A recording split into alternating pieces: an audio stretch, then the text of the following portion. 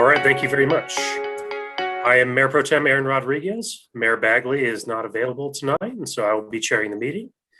At this time, I would now like to call the May 4th, 2021 Longmont City Council study session to order.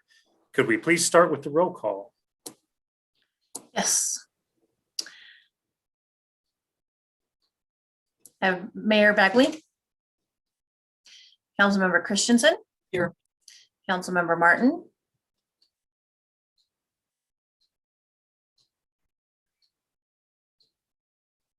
Councilmember Martin. Here, my space bar is malfunctioning again. No worries. Councilmember Hidalgo Fearing. Here. Councilmember Peck. Here. Councilmember Rodriguez. Here. Councilmember Waters. Here. You have a quorum. Thank you. Just a reminder to the public that meetings are being held remotely due to the ongoing novel coronavirus pandemic.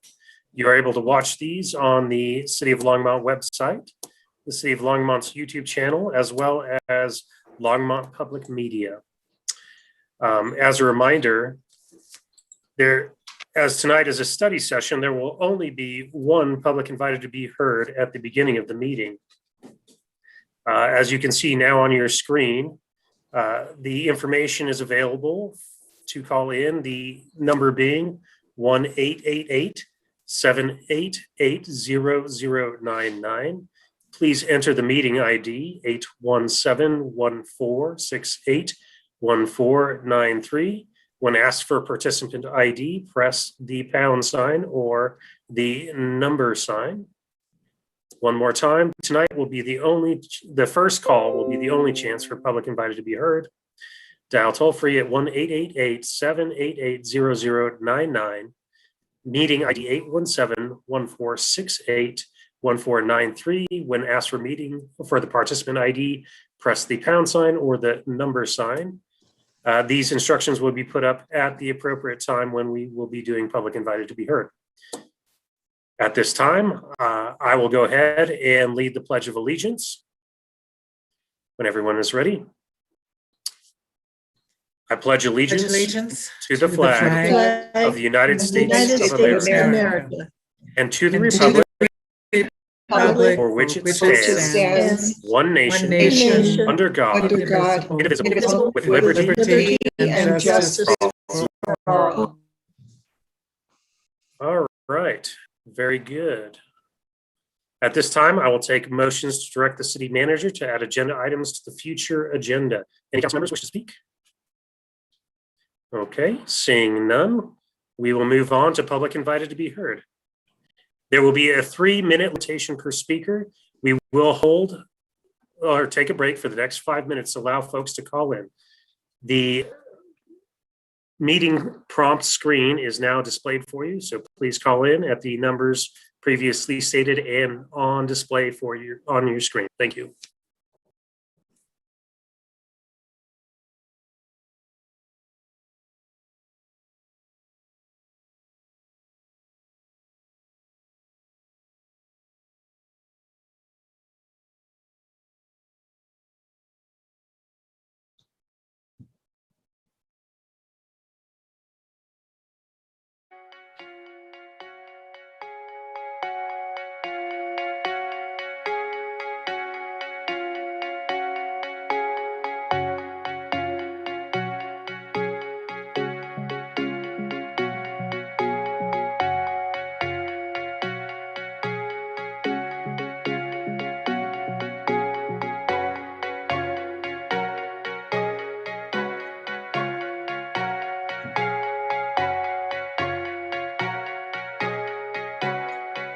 Once again, folks, if you're joining us tonight for Public Invited to be Heard, now is the time to call in.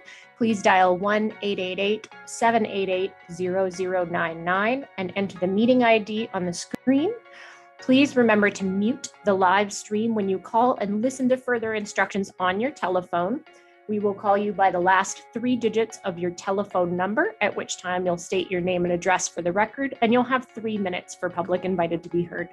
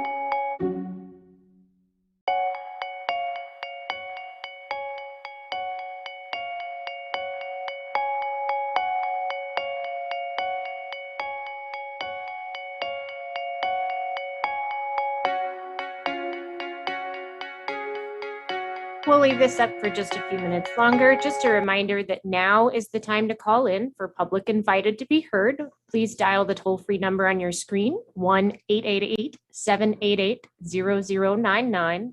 When prompted, enter the meeting ID 817-1468-1493 and press the pound or number sign. Please remember to mute the live stream when you call in and listen to the instructions on your telephone. We'll call you by the last 3 digits of your telephone number, and you can state your name and address for the record, and then you'll have 3 minutes to speak.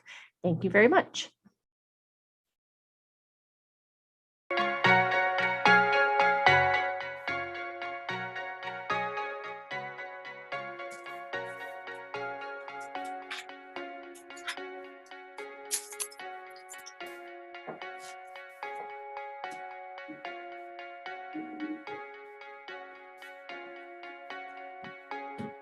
Fine for you, I just want to.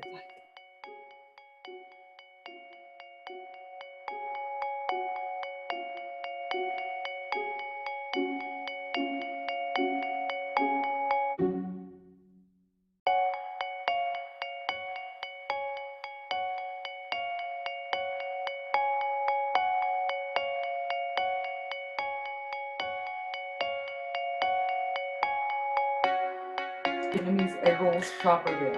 All right, it's been about 5 minutes. How many callers do we have? Mayor Pro Tem, we have 1 caller currently. All right, let's get to that caller. All right. Caller ending in 949. 949, you should be able to unmute yourself and state your name and address for the record. You have 3 minutes. Hi, my name is Ruby Bowman, 1512 Left Hand Drive. The Associated Press recently published a story about a possible water shortage on the Colorado River. The article is titled, U.S. West Prepares for Possible First Water Shortage Declaration. The Bureau of Reclamation predicts the water level in Lake Mead will fall below the 1,075-foot mark in June. And if it remains at this low level in August, the Bureau will declare a level 1 shortage or a call on the Colorado River, resulting in cuts starting in January 2022. It should be no surprise to Council that the Colorado River is in dire straits. Longmont residents have already told you about the river situation. Scientists warn of a warming climate where drought is the new normal in the West. We are trending towards permanent drought, which will bring lower water levels to our rivers, streams, and creeks. We should be focusing on how to take care of we should be focusing on taking less from our waterways, not building water storage to get more. So what can the city do? Offer more robust water conservation incentives to residents, like a rebate program to replace thirsty bluegrass lawn with a landscape that requires less water. I know from experience that changing one's landscape to a less water demanding one requires a lot of hard labor, a long-term commitment to see the fruits of one's labor, and requires lots of money for plants and soil amendments. The city should offer a rebate program for per square foot of bluegrass lawn removed to help residents make the transition. The Garden in the Box program is a good thing, but the city needs to do more. Longmont is always ready and willing to provide millions in financial incentives to Costco, Smuckers, and that pharmaceutical company that is closing up shop after a short stint in Longmont. Council should support landscaping rebates to residents. You can also increase the cash in lieu of water rights to accurately reflect the real cost of adding to our water supply. The current rate at $17,693 per acre foot isn't enough. At this low rate, residents are subsidizing developers.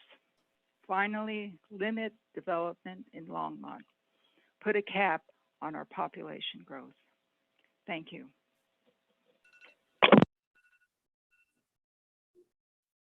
All right, thank you, Ruby.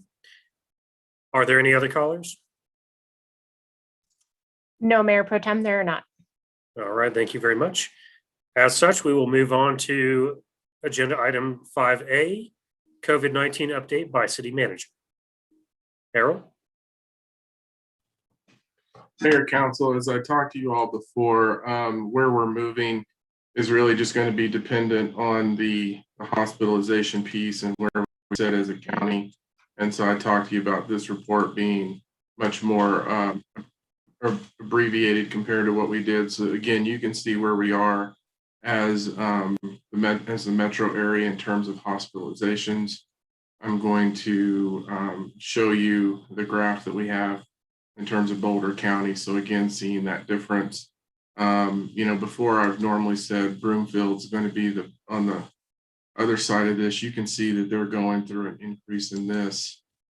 And you can see that Denver's obviously right on the trend. And Arapahoe is up. Adams is up.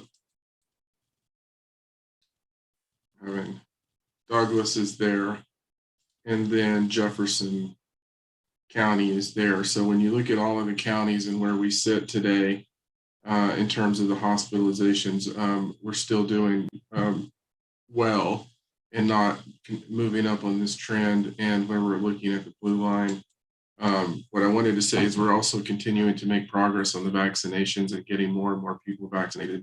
As we continue to move forward, I wanted to use this as an opportunity to encourage folks to get vaccinated. What we're seeing in all of the data now is how important that really is in order to really continue to get ahead of this. And so we're just going to continue pushing that. We're continuing to work a lot of different clinics that are coming out. The one thing is they're getting ready to shift some times on some of the clinics because what they found is the 8 to 5, 8 to 4 timeframe is not as conducive for some people to come in. And so they're going to shift those to later hours. And then I know that's going to be coming in the near future.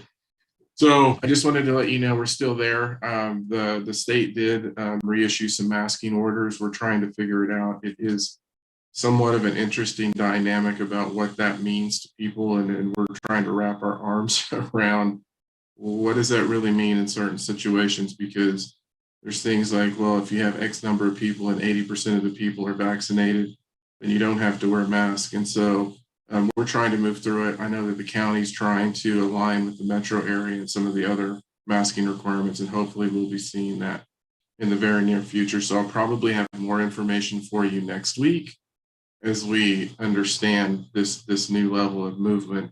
The big day for everybody on this is really going to be that May 16th timeline when it's projected to move into level clear, and we'll talk to you all about that.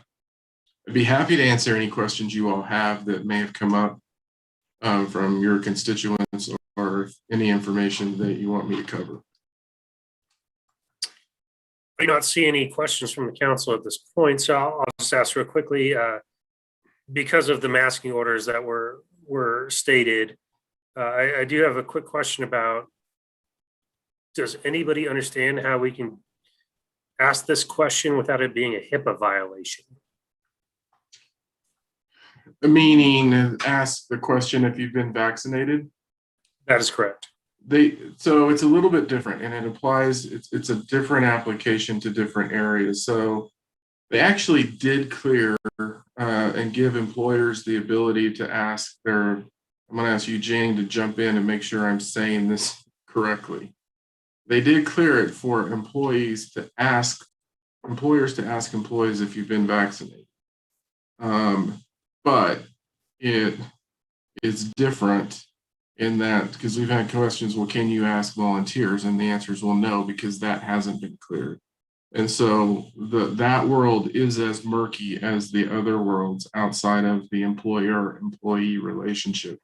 But you have to be very careful in that world still. And so, it's going to be interesting because the more nuanced these are, how do you know? And that's the question, is how do you know?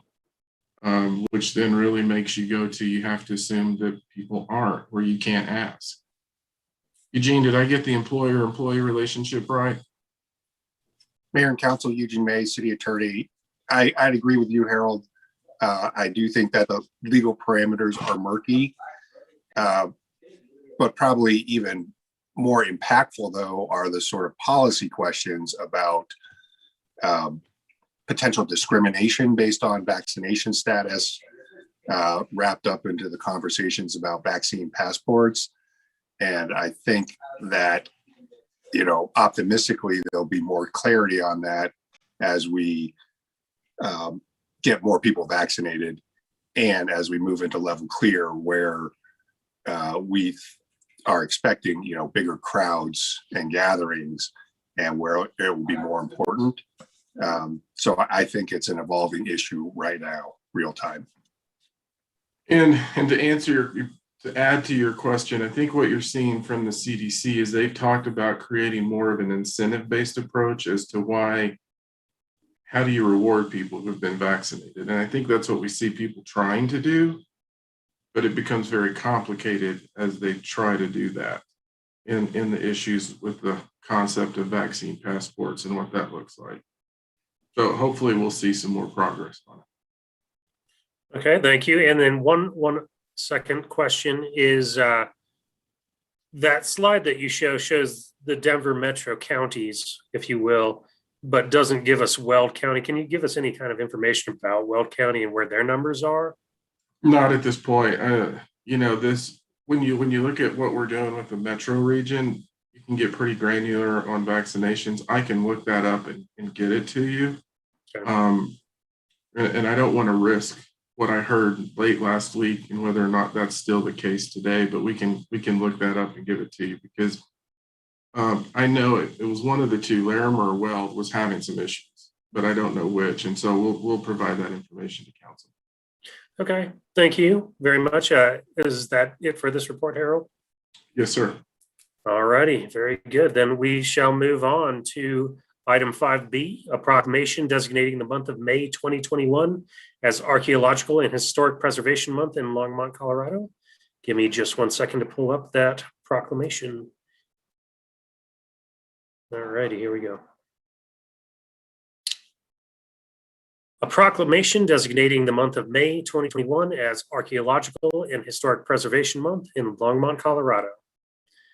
Whereas historic preservation is an effective tool for revitalizing neighborhoods, fostering local pride, encouraging economic growth, and maintaining community character while enhancing livability.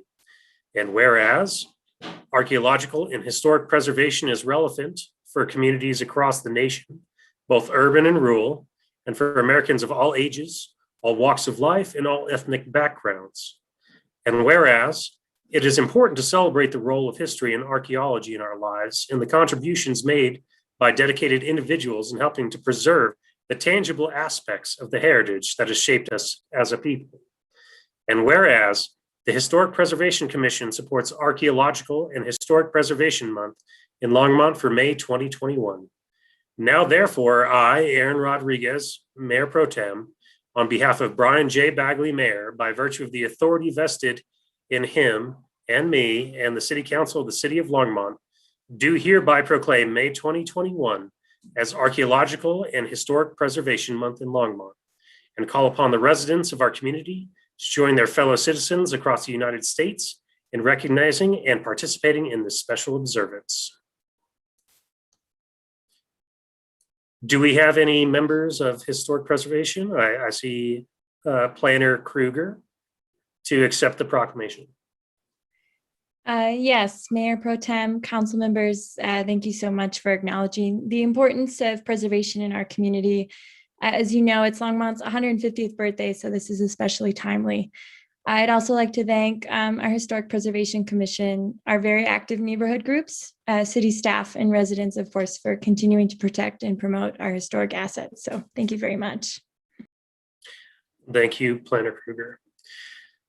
At this time, we'll move on to item 5C, the Longmont Economic Development Partnership Quarterly Report, first quarter for 2021. I'd like to welcome Assistant City Manager Jody Marsh and the, I believe, Executive Director of the Longmont Economic Development Partnership, Jessica Erickson, or CEO, I'm sorry. That's okay. Thank you, Mayor Pro Tem. Rodriguez and City Council members. I do have slides. Oh, there you go. Thank you.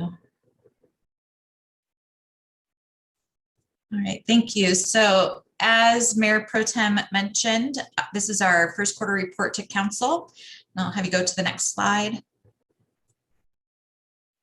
And because this is our first time seeing you this year, I just wanted to remind you of the deliverables of our 2021 contract, which includes strengthening Longmont's competitive position through implementation of Advanced Longmont 2.0, marketing our community nationally as a premier location for industry and talent, supporting the creation and retention of quality jobs, specifically pursuing a strategy of targeting specific industry clusters, advancing opportunities for entrepreneurship and innovation, and advocating on behalf of all Longmont businesses. Next slide.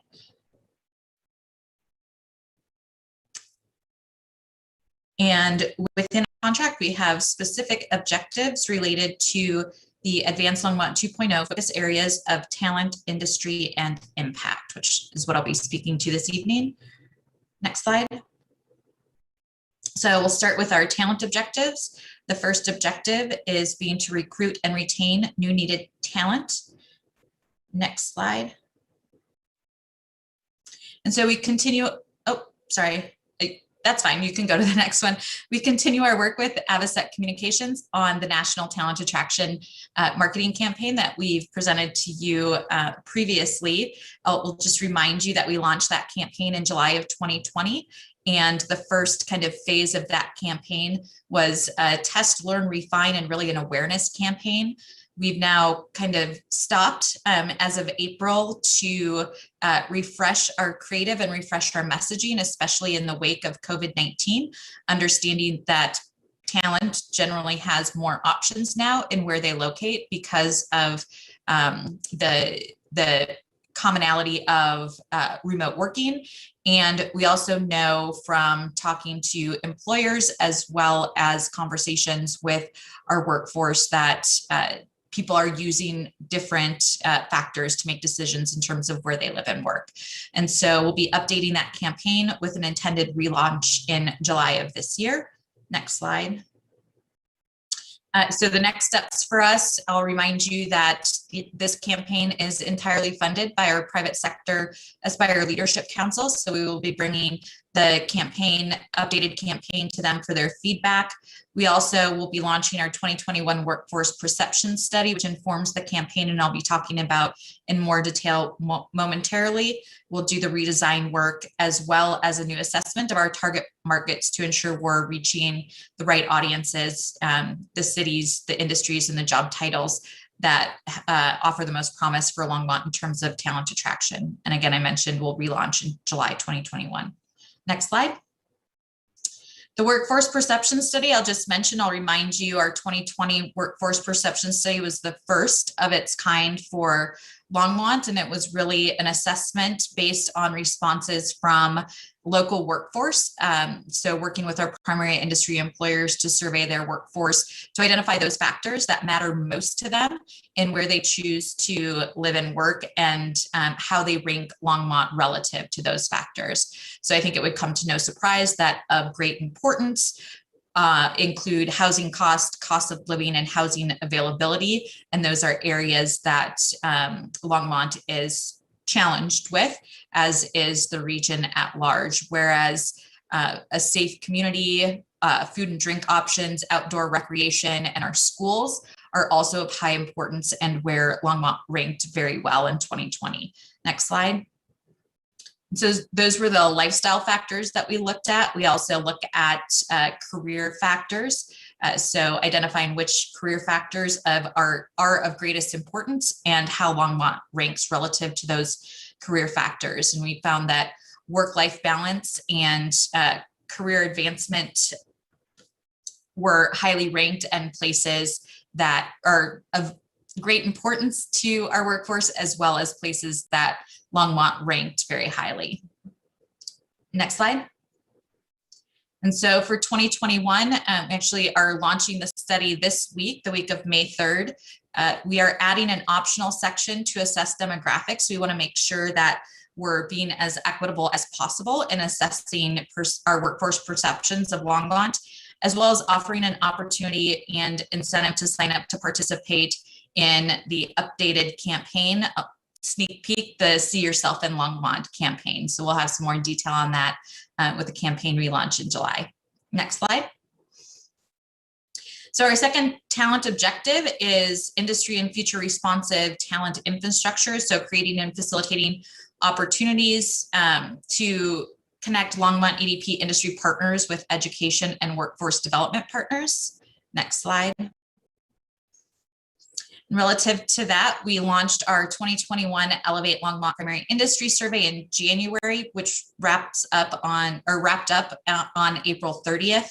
I don't know why that says 20th, but April 30th. And so we'll have our State of Industry report that comes out of that in later this quarter. We've included information about our local and regional education and training systems in 12 different primary industry and expansion and attraction proposals, and directly referred 8 companies to those partners. Next slide. Our industry objectives first is primary industry expansion and attraction. Next slide. So as of the end of March of this year, so the end of Q1, we had 16 active primary industry prospects in our pipeline that equate to 3,930 jobs with an average wage of $69,000 per year and a potential for $1.2 billion in capital investment. You see on the right the breakdown of targeted industries that those prospects are in. You'll also see that there is a 25% outdoor recreation, which isn't one of our targeted industries, but we've had a number of prospects in the outdoor recreation space. So we're watching that closely as a potential for future growth in Longmont and future opportunity for Longmont. Next slide. And then when we look at the job creation potential by industry relative to those prospects, knowledge creation and deployment, which is our R&D type activity, has the highest number of potential job creation. It's also the highest wage paying of the industry clusters. Next slide. Our second objective is in primary industry retention. I'll remind you that we always work to retain 100% of our existing primary employers. However, we don't control all things, but it's certainly our effort to retain as many of our existing primary employers and jobs as possible and as we have the ability to influence. Next slide. And so part of that is our Elevate Longmont survey, which I mentioned earlier. This year, we've gone to an 100% online short form survey. I remind you that historically we go out to each individual business and conduct that survey. COVID-19 restrictions prevented us from doing that. So we pivoted to an online process. As of the end of Q1, we had 30 responses, and we're hoping to have at least 40 responses, or we had hoped to have at least 40 responses, which we did achieve as of April 30th. And again, that will inform the annual State of Industry report that will come out in Q2 or later this quarter. Next slide. And our third industry objective is entrepreneurial development. So developing an ecosystem in Longmont that fosters entrepreneurship and innovation. Next slide. And so we're really focused on two things, funding and support for Innovate Longmont, Longmont's Entrepreneurial Hub and Accelerator program. The Innovate Longmont folks are working on developing curriculum for their next cohort, which will start in the fall of this year. In the meantime, they are also working with St. Vrain Valley School District on a student entrepreneurship program that will run over the summer. We also, as part of the Advanced Longmont 2.0 priority of creating a no wrong door ecosystem for our entrepreneurs in Longmont, we've engaged startup spaces, which their objective is literally to work with us to create an online platform that creates a no wrong door ecosystem for entrepreneurs. And what that means is that regardless of which entrepreneurial support organization or partner organization an entrepreneur might start with, they're going to get access to the same resources, information, and we'll also be able to track better on the back end what that impact is, what resources are being most used, what resources might need to be added, changed, or improved in order to best support our entrepreneurs here in Longmont. Next slide. And then our first impact objective is to transform our Advanced Longmont partners into a world-class collective impact group. Next slide, sorry. Oh, can you try clicking that one more? Hopefully okay, oh, there it goes. So that's not exactly what it's supposed to look like, but I just wanted to remind you all of that collective impact framework under which we're implementing Advanced Longmont 2.0, which really considers our Advanced Longmont partner organizations as the steering committee, really guiding the strategy. And then we have active working groups engaged in pursuing strategic initiatives around 4 of our focus areas: talent, place, industry, and connectivity. Next slide. Oh, there it goes. You can go to the next slide. And so currently we have 15 active Advanced Longmont 2.0 strategic initiatives underway, 6 of those in our talent focus area, 2 in industry, 3 in place, and 4 in connectivity. We are working on the development of a shared data dashboard relative to all of our strategic initiatives and focus areas that we expect to launch before the end of this year. Next slide. And our second impact objective is collective problem solving, which is really about engaging the private sector to support our ability to solve problems together as a community. And that is through our Aspire Leadership Council, which we hope to grow this year with members representing a cross-section of private sector expertise to drive collective problem solving by providing leadership, expertise to inform policy, strategy, and decision-making in Longmont. Next slide. And so the Aspire Leadership Council furthers the goals of Advanced Longmont 2.0 by bringing private sector leadership know-how and resources together to influence outcomes that will bolster our economic future. It's led by private sector leaders invested in guiding transformational change that makes our community more competitive, inclusive, and economically resilient. Next slide. And just a quick overview of the organizations that are represented as part of that leadership council. You'll see it's anywhere from primary industry employers to financiers, developers, and our hospitals. Next slide. And so, oh, well, we can go there. That's fine. And so we most recently, the Aspire Leadership Council most recently met and approved funding for a continuation of the real estate market assessment project that we partnered with the Downtown Development Authority on last year. And so out of that came what we've called a technical management plan, or a variety of strategies that we can pursue to both take advantage of the opportunities that the real estate market assessment uncovered, as well as address some of the challenges it uncovered. And so we're going to re-engage Civistruct strategy and development to do an inventory and analysis of abandoned real estate projects over the last couple of years, really just to answer the question of why were they abandoned and what was the impact. And then do a comparative analysis of the project entitlement process. So take 4 recently completed or under construction projects and compare the process here in Longmont to competitive communities.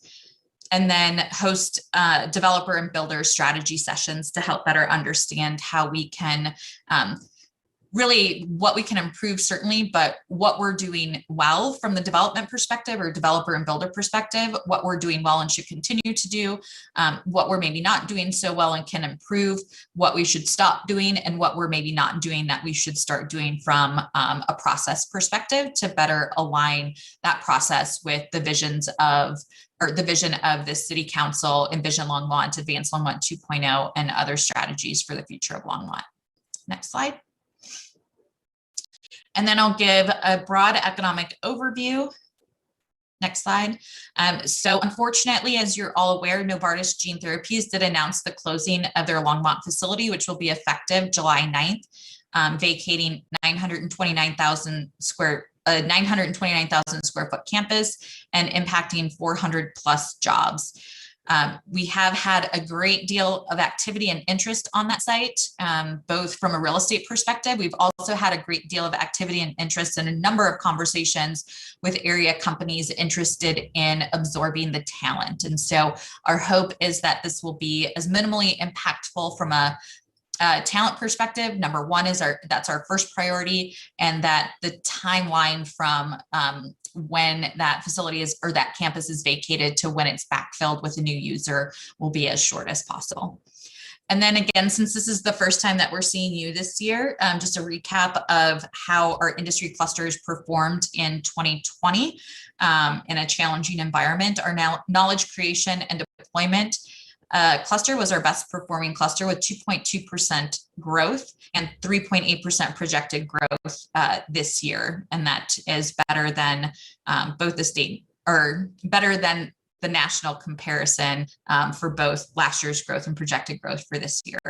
Our business catalyst cluster also performed well, 1.4% growth and projected to continue to grow in 2021.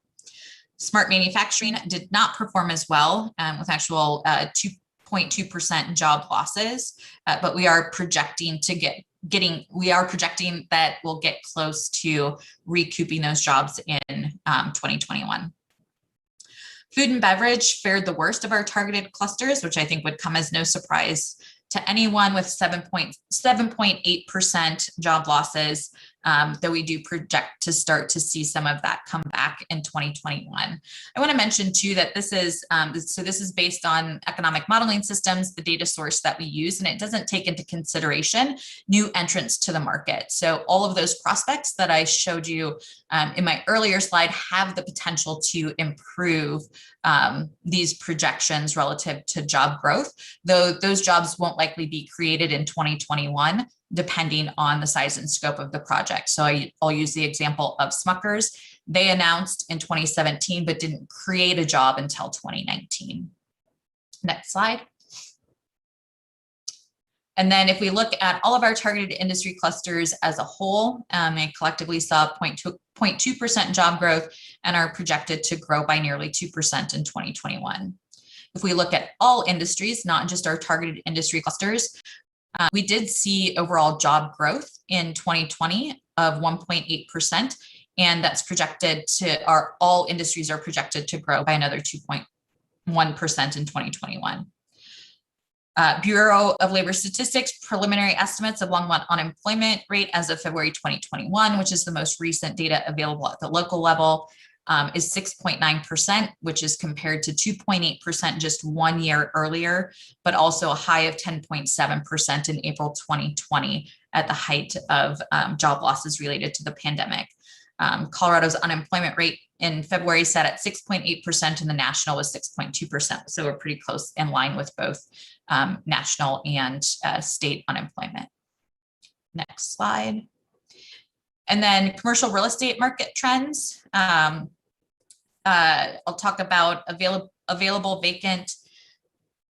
and vacant space as well as absorption. And these are Q4 numbers from 2020.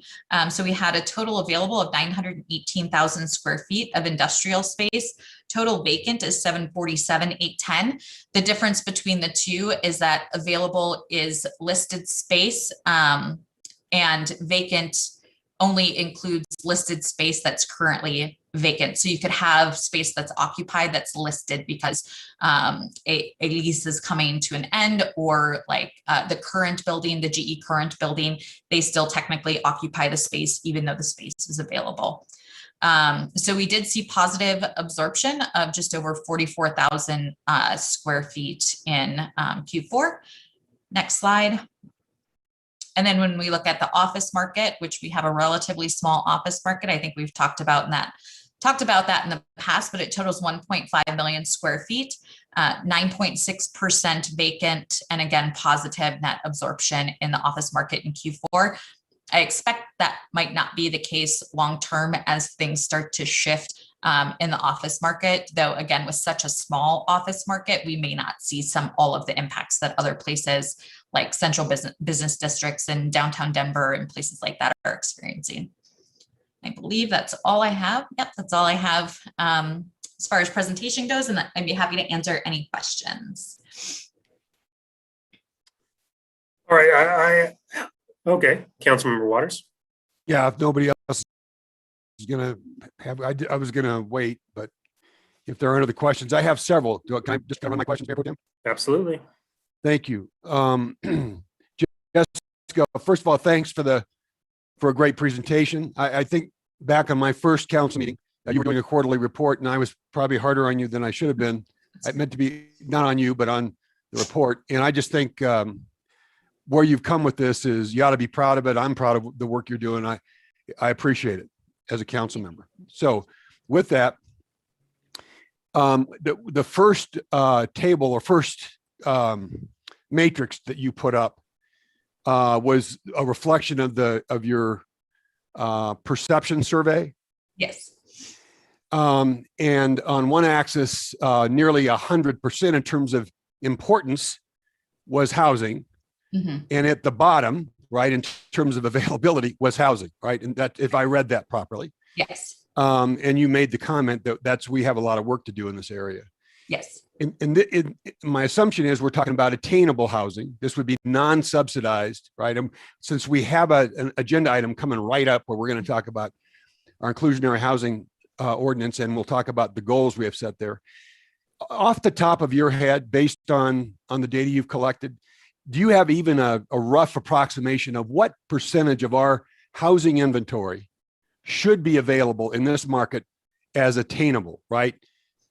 Given the fact that that number I know is fluid, like, you know, what are the earnings and the costs, and we're going to come back to that, not tonight, but I suspect soon. Yeah. with our housing ordinance.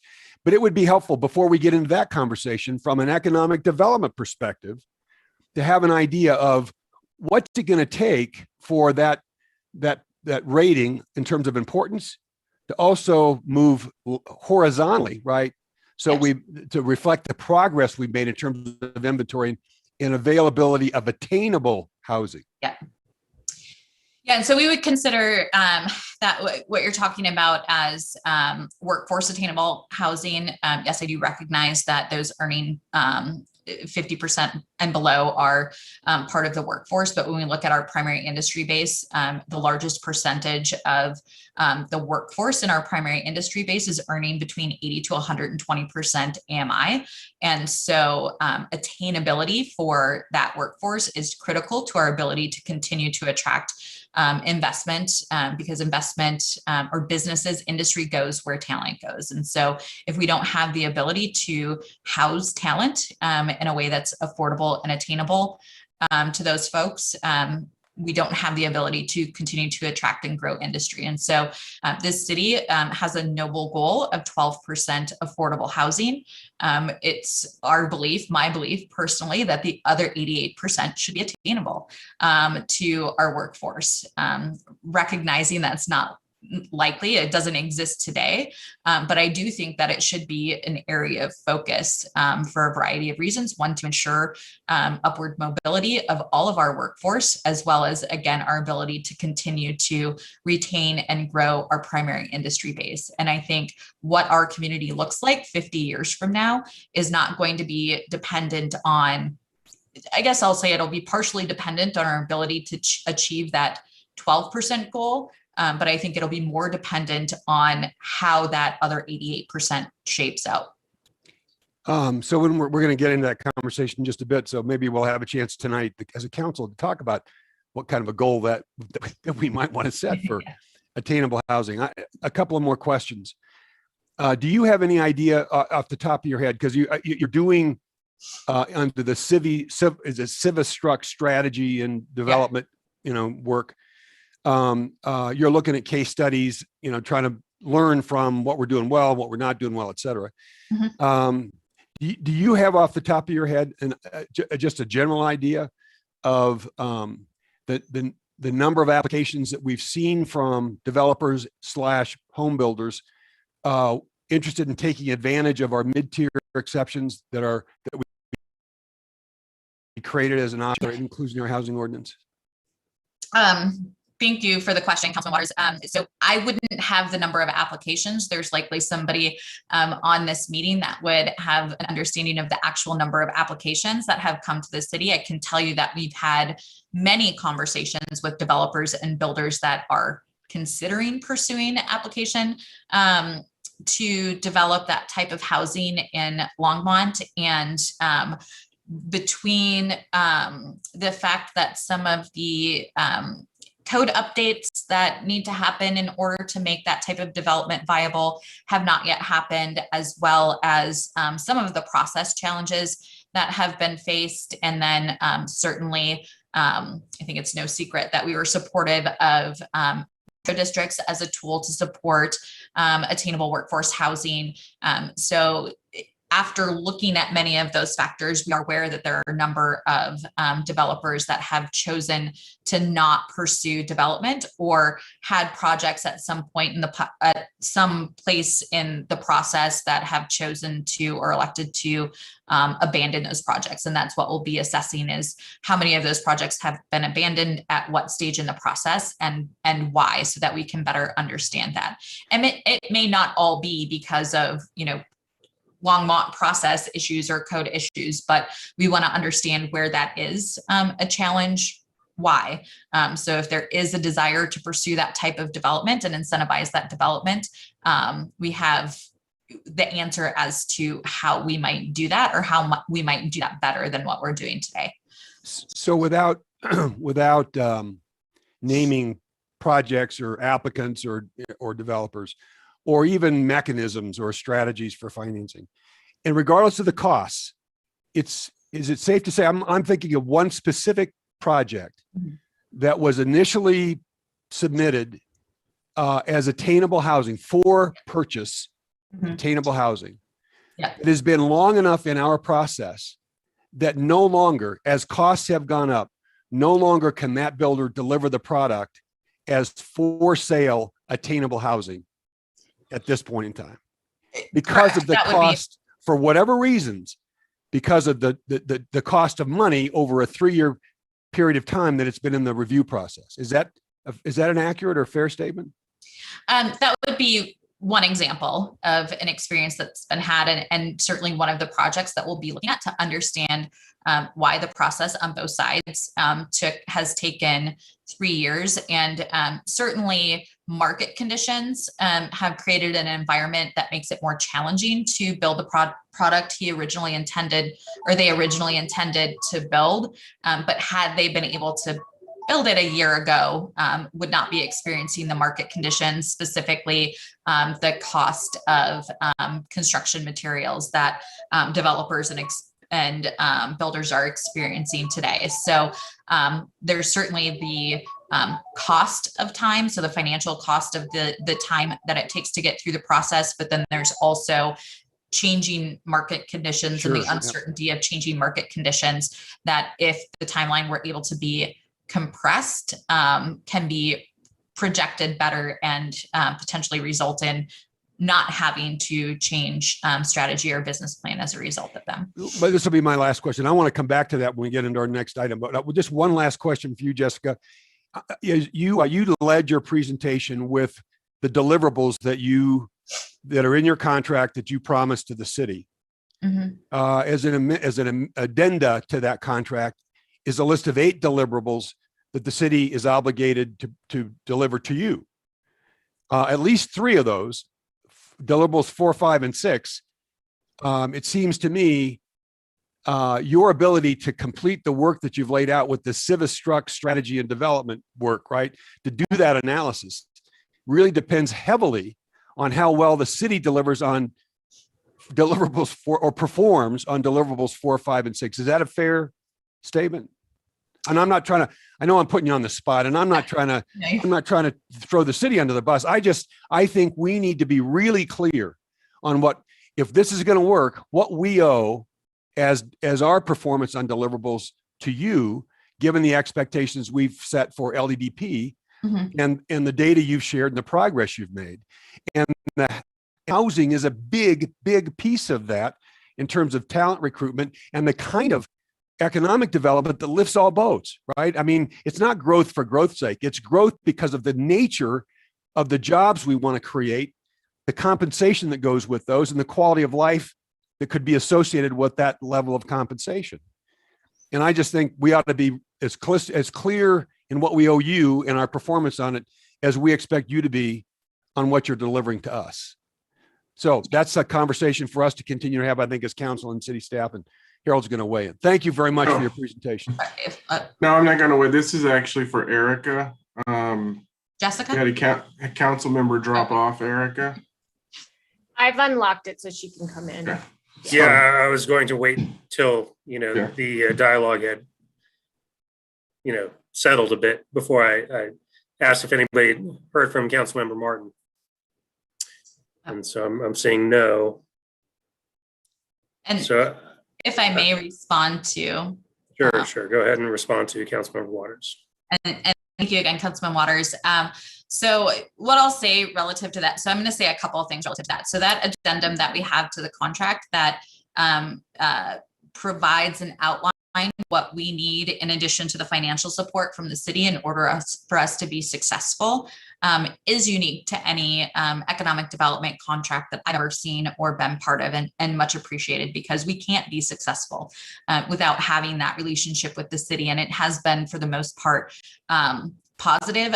But we always have room to improve, right? So I think there are probably opportunities, especially now that we have the private sector so engaged from a primary employer perspective, from a developer perspective, builder perspective, financier perspective, legal perspective, to have access to all of those resources and expertise.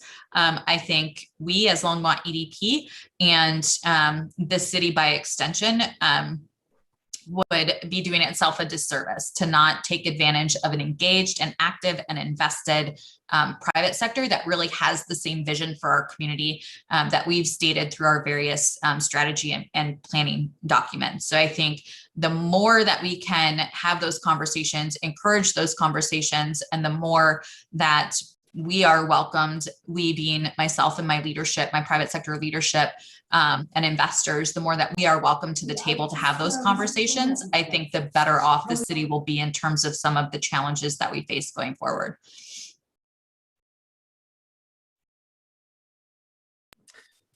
All right, thank you, Councilmember Peck.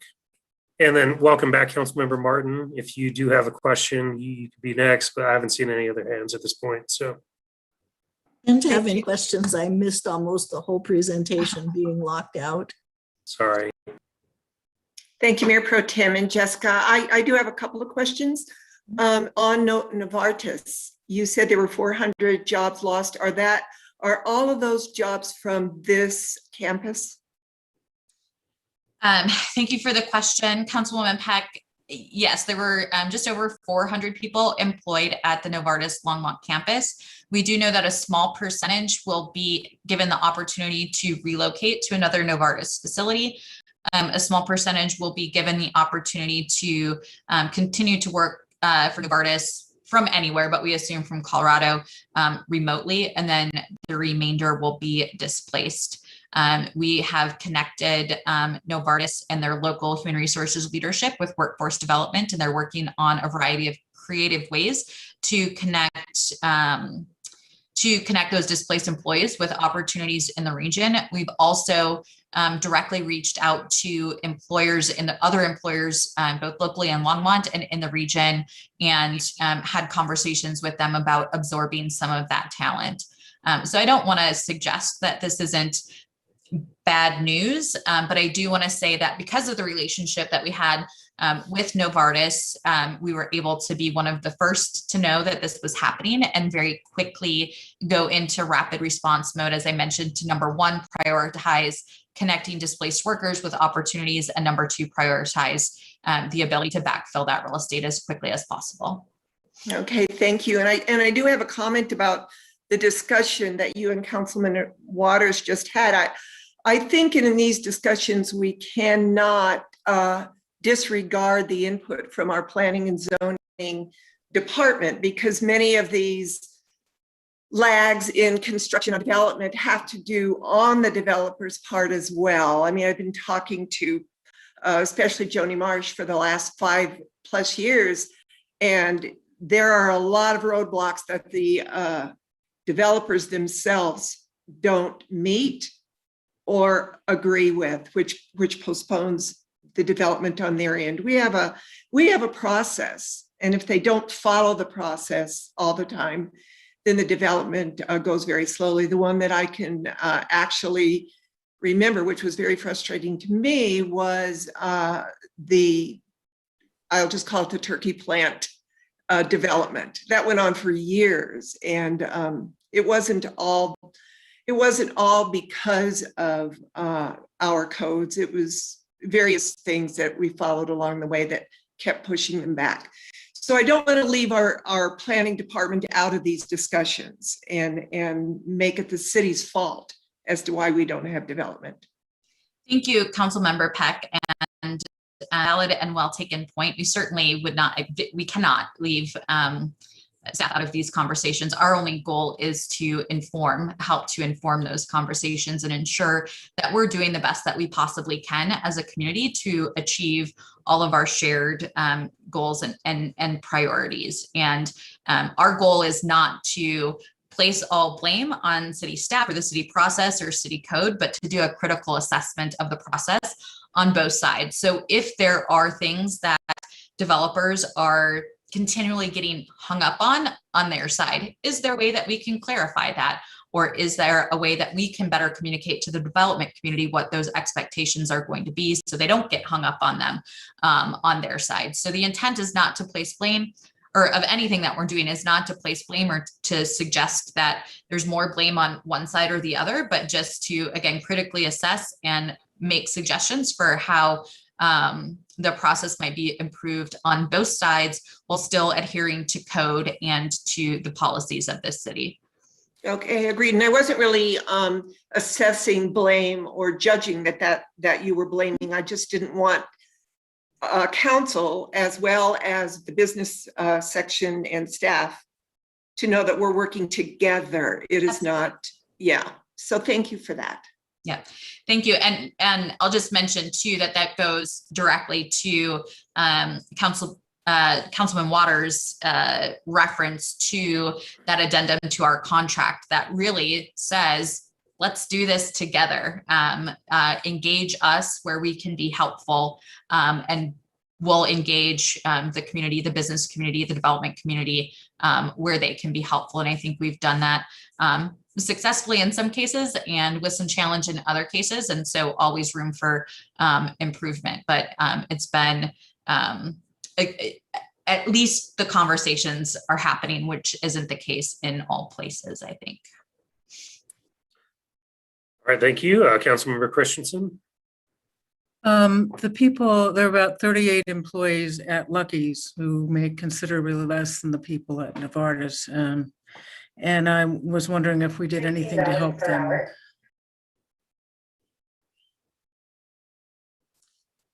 I'm sorry, are you talking about Alfalfa's or Lucky's or both? Yes, I mean, I'm sorry. We lost Lucky's too, but yeah. I'm talking about Alfalfa's. Thank you. Yeah, thank you, Councilmember Christensen. So yes, our Boulder County Workforce Development did work directly with, well, I shouldn't say, I don't know what's happening with Alfalfa's, but certainly with the employees of Lucky's. One of the kind of unusual circumstances of the COVID-19 pandemic is that jobs in the grocery industry were not in short supply. Our grocers performed very well. And so it was really connecting people to that local, very high demand for similar positions within our community, but certainly Workforce Boulder County served as a resource for those employees as well.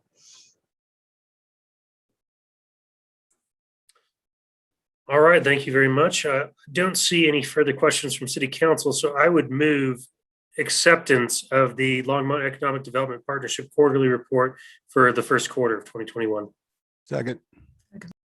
All right, it was moved by myself and seconded by Councilmember Waters. All those in favor say aye. Aye. Aye. Aye. Aye. All those opposed say nay. All right, the vote passes 6-0 with Councilmember Bagley or Mayor Bagley absent. Thank you very much, Jessica. Thank you. Look forward to the next quarter. Thank you. Thank you.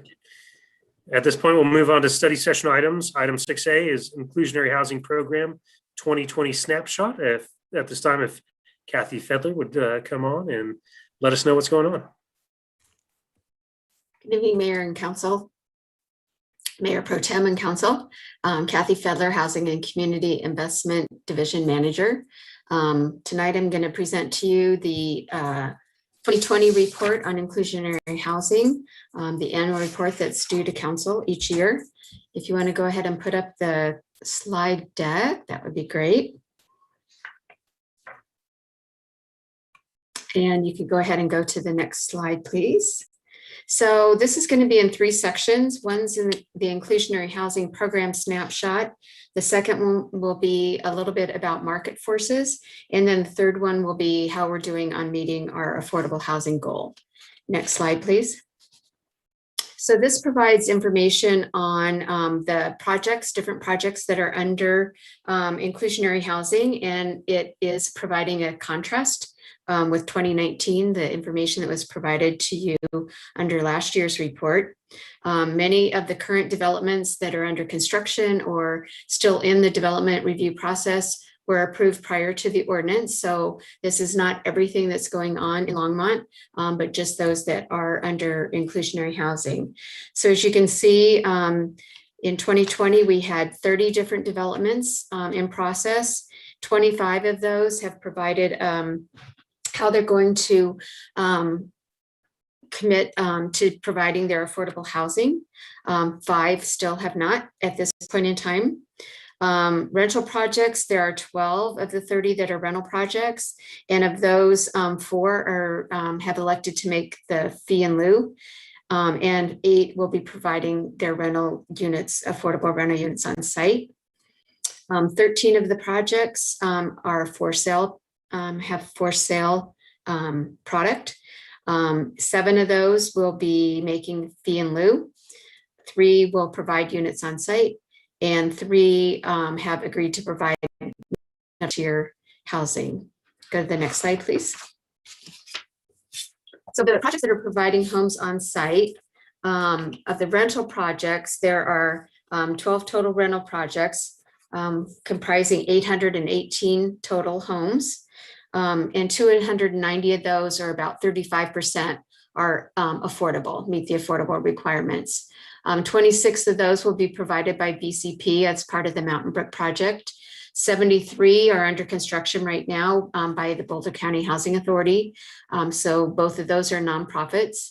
148 are being provided by market developers, but they are within 100% affordable developments. And then 43 are provided within regular market rate developments. Of the 13 for sale projects, there's a total of 1,170 homes within those developments. 24 affordable homes will be provided which is about 2%. And the majority of those, or about 20 of them, will be provided in partnership with nonprofits, particularly Habitat for Humanity. Next slide, please. Projects making the fee in lieu to date. 4 of the are rental projects. That's 33% of the total rentals. And 7 projects are for sale, which is 54% of the total for sale projects. We are estimating about 4.6 million to come in through 2023. And this is just an estimate because at this point, we don't have good information on the square footage of the units within the developments, et cetera. So this is going to be fluctuating, but this is kind of our best estimate at this point in time. Next slide, please.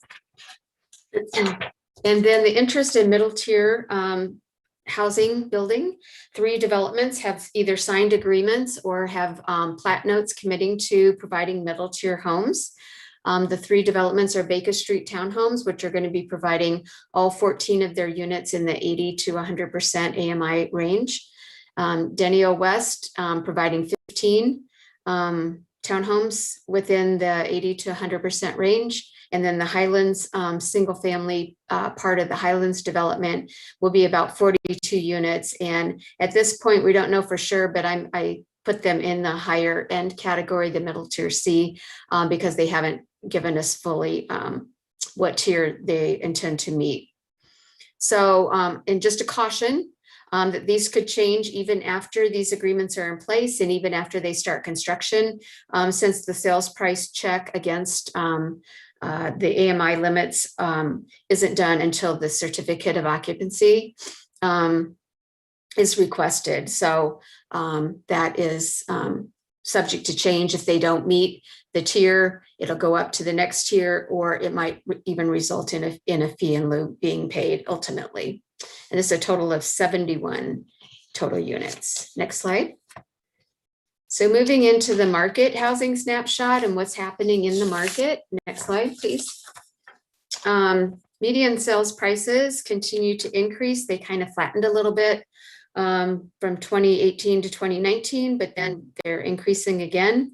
And the indications are that they're going to continue to increase with the information we've gotten to date on the first quarter sales prices. There was a 6% increase in detached for sale product and a 9% increase in the attached for sale product in Longmont in 2019 to 2020. Next slide, please. For new homes versus existing home sales, new homes are becoming a greater part of home sales, increasing from a low of 4% in 2010 to a high of 30.2% in 2019. And then 2020 ended at 24.2% of new home sales, or all home sales were newer home sales. So I think the important thing to look at this is that new home sales are not going to get us where we need to be with affordable housing for sure. It's gonna take a broader depth and breadth of providing affordable housing as we move to meet our 12% goal. Next slide. So the income needed to purchase or rent in Longmont, I know you've seen this before, and it continues to kind of spiral up. The top blue line is the income needed to afford a single family medium priced home in Longmont.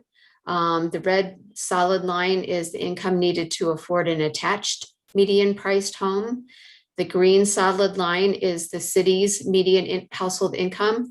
And again, there's a lag in the census data, which is where this information comes from. So we only go to 2019 for that particular data set.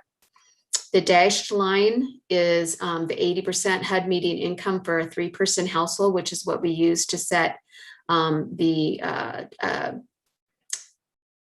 2-bedroom for sale home. And the purple, I guess it's purple. Don't know if it's showing that as on your slide, but is the solid line is the income needed to afford the average rents. And then the dashed purple line is the 50% HUD median income for a 2-person household, which is roughly equivalent to what would be in the average rental apartment. Next slide. Oh, can you go back just a minute? Sorry. So I did want to add, so if you can see that in 2012 is when a family at 80% of the area median income or at our city median could no longer afford to purchase a detached home. And then 2015 was when both the 80% area median income and our city median wage earners could no longer afford the median attached home prices. So we've been kind of out of whack since 2015, really, with the ability to afford the median for sale and, or I'm sorry, detached and attached product. Next slide. And then looking at rental need versus inclusionary housing provision. So this is a top data set is from the consolidated plan, which shows the greatest rental housing need at 40% area median income and below. Inclusionary housing rental projects are providing primarily 60% area median income where there is little to no gap or need. The bottom chart shows of the rental homes where they're falling in each AMI category. We are having a lot of units at 30% area median income. This could change if the Element project at the Suites, which is permanent supportive housing, is a good portion of that. That's 50 of the units. If that does not get funded by CHAFA, then that would fall through, and that would be a much lower number there. So again, this fluctuates and is subject to change. It's kind of a snapshot in time of what this is. Next slide, please. And then the impacts of a fairly stagnant income on the ability to afford rent. As you can see from this one, I did pull out a single person household earning 50% of the area median income, which is about $40,300, which equates to $19.37 per hour at full-time employment. And that wage cannot afford the average rent in Longmont at this point in time. Next slide, please. So then looking at our affordable housing goal, next slide. This is a really nice graphic, I think, that our marketing team came up with to show the progress that we're making towards meeting the goal. And it does include past years, so it is a good comparison. So as you can see on the left side, as you're looking at this, 2018, 2019, 2020, we've moved from 2,300 units to 2,400 units.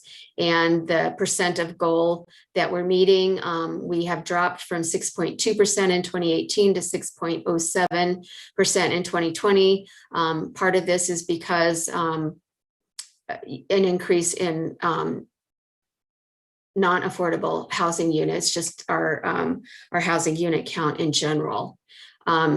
Looking forward to 2021 through 2023 and projecting what we think we'll meet with 73 units completed in 2021 would put us at 2,500. Another 175 units projected in 2022 would get us to 2,680, and then 2023, another 243 units would get us to almost 3,000 units. So right now at the end of 2020, we've met 45% of our total goal at this point in time. We are going to need to create about 200 to 300 new affordable homes annually while maintaining and preserving all existing affordable homes in order to meet our goal by 2035 in Longmont. And that is not just new construction, it is also work that we need to do around acquiring market developments and converting them to affordable and preserving market affordable as well. Next slide, please. So the pipeline of inclusionary affordable homes that we're looking at, this is kind of projecting again the number of units that was on that prior sheet, but comparing it to the estimated building permits that we think is going to happen. If we do have this projection come true, with 628 and 628 and 21 and 22 total permits, along with the projected affordable housing and 700 in 2023, we would reach just under 7% goal attainment by 2023.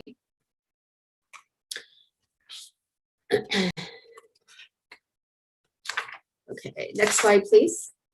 So what kinds of things are we tracking? We are trying to get some good data as metrics, but it has been slow coming because it takes a while for units to get produced and really provide good information. So looking at changes in building permits, that was one of the areas that we wanted to track. How are changes in our permits comparing to the state or surrounding communities?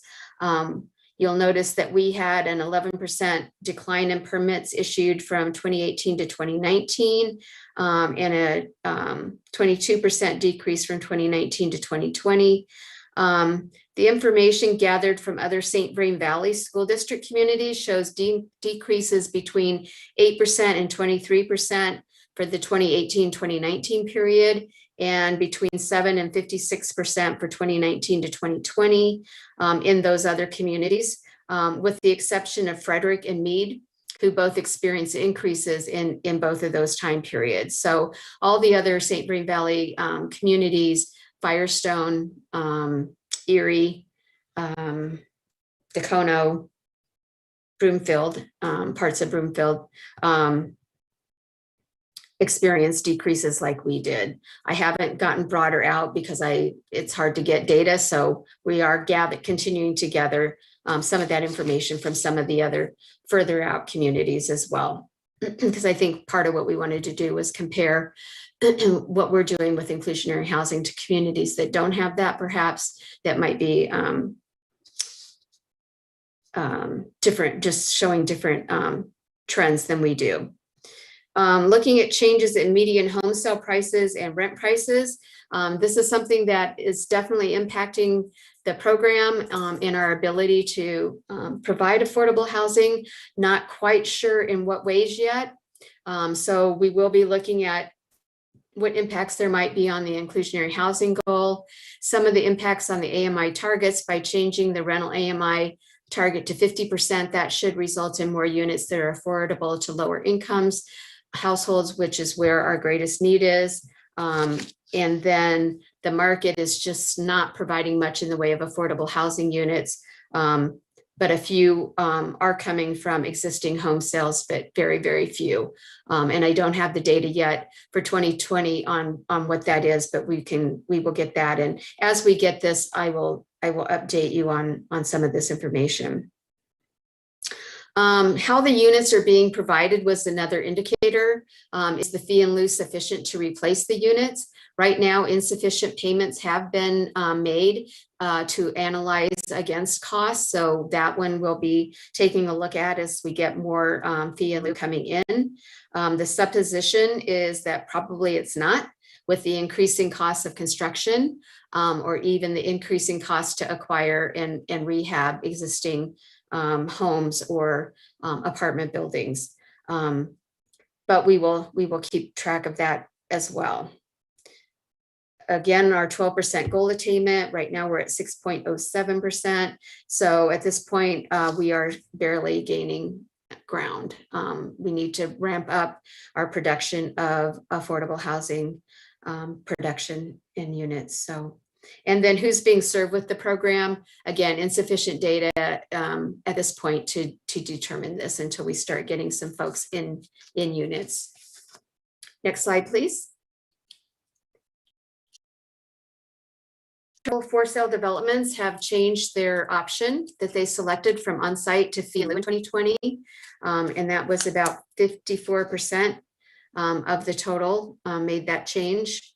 And rental affordable housing units are primarily being provided on site, which is about 66% of the projects. Some of the issues or concerns didn't have too much at this point in time since we just went through some code changes.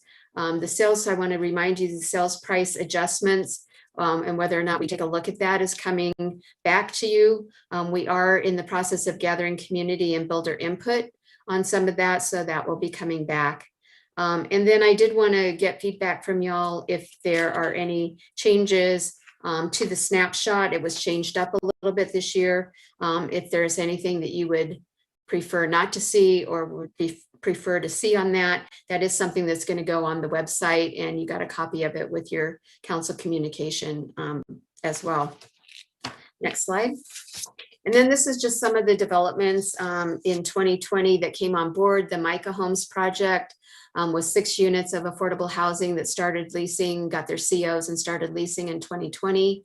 The Blue Vista for sale development has a total of 26 affordable homes. 15 were sold in 2020 and 11 are available at this point in time.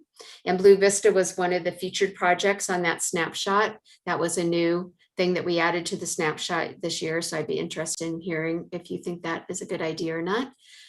Fall River, again, got its COs in 2020 and are fully leased, and we're starting to see some unit vacancies and turnover. So that project is working and going really well.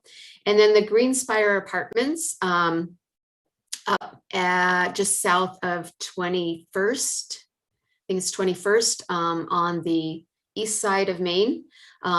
44 total units that are the micro apartment units has just started leasing. So we don't have any data yet on how they're doing, but we'll try and get that and give some report back. But it's highly energy efficient, and again, those micro units to try and keep costs and rents really low for the residents. So that is the total sum of my presentation. So I'd be more than happy to answer any questions that you have. All right, first Councilmember Martin and then Councilmember Christensen.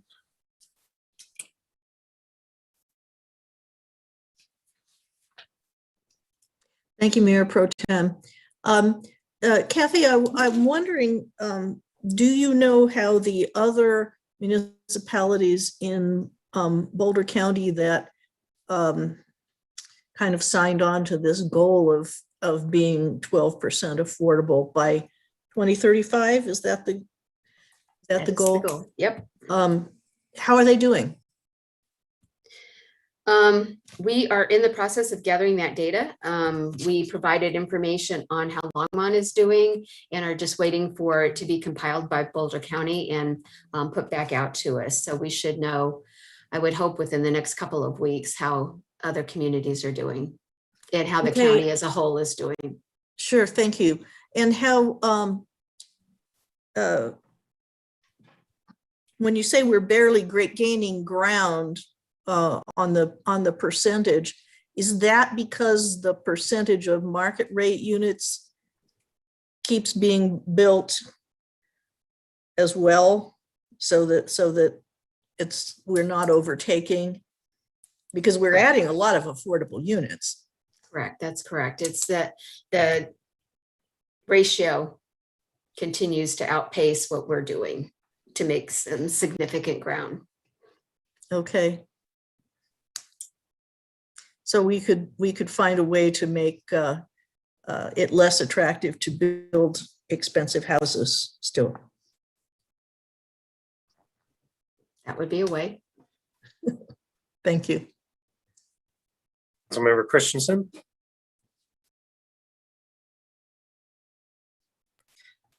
Thank you, Mayor Pro Tem. So Kathy, I noticed that you didn't have any reports on the land in lieu. Are we not getting any land in lieu, or is that included in fee in lieu? It is not in fee in lieu, so that is a good point. We did not get any additional land beyond what you've heard about, which is the donation of within the Mountain Brook development and the donation that will happen within the Sugar Mill Paired Homes development. Both of those have come to council already, I believe. The other land is land that you already know about, the Costco land purchase that we're involved in, the 9 acres. And then some of the projects that we're doing with the Longmont Housing Authority and the land that they own as well. We'll be looking to ramp those up a little bit as well. They have a couple parcels that. Okay.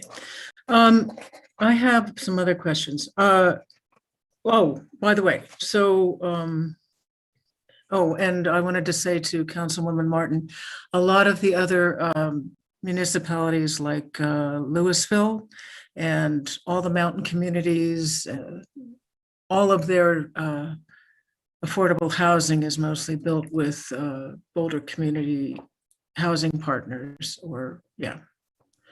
So that, you know, it's not individually built by them, so it's under their purview. So I was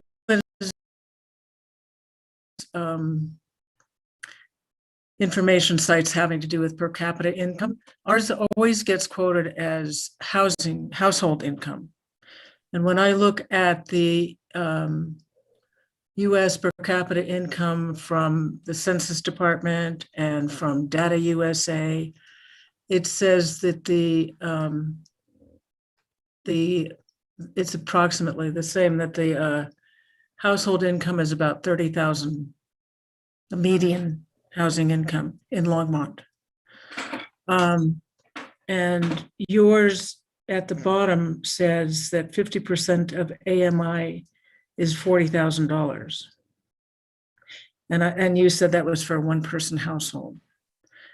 Can you explain why that's way higher than what the US census says, or the city data says? Mhm. Yeah, that's because it's based on the Boulder County median income, because we are part of the Boulder County MSA. Oh, so the amount, what you counted is based on the Boulder County, yeah, but it's much higher. Yeah, the 50% AMI is based on the Boulder County figures that we get from HUD. The green line that showed the city median income is based on census data. Oh, I see. Okay. All right. Well, so that's always a problem, and the state demographer also does not gather that granular data. It doesn't. It just gathers county data. So that always puts us in kind of a problem. So I wanted to give us some good news that as of yesterday, the Colorado State Legislature passed House Bill 21-1117. And I want to give a great shout out to Representatives Londine, Gonzalez Gutierrez, and Senators Julie Gonzalez and Senator Rodriguez, who have just been champs in this. And that means that the 1981 state preemption on rent control and the, in my opinion, ridiculous Telluride decision will no longer hold us hostage with our inclusionary housing ordinance. So we need to be talking with our city attorney about how that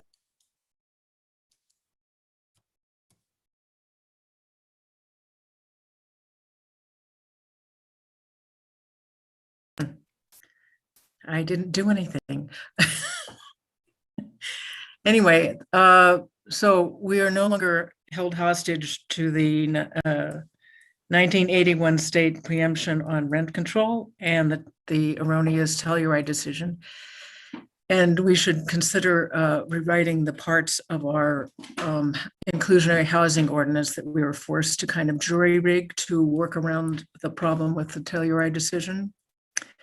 That would be one very good thing we could do. And that will give us a much simpler, cleaner, and more effective ordinance. I also think that we really need to think hard about prioritizing for sale housing. There are different ways there are different kinds of housing for sale. You know, we can incentivize co-ops, but the truth is that until we are able to get more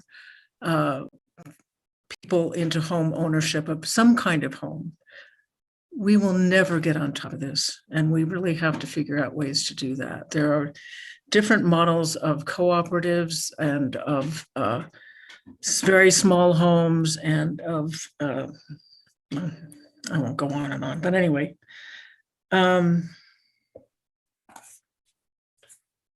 anyway, I'm really proud and happy about all the things that we've gotten, like the Micah homes and the Green Spire apartments, because we really need single room occupancy for affordability for people. People are happy and have always lived in small spaces when they're young or older, and they want something they can afford to live in. They can make it comfortable for themselves. We have to have a broader range of housing opportunities for people.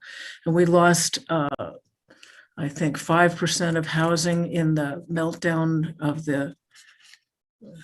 2007. So anyway, the passage of House Bill 21117 is a really positive thing for the city and for the whole state. So I just wanted to let people know about that in case you hadn't heard. Thank you. Thank you, Councilmember Waters. Thanks, Mayor Pro Tem.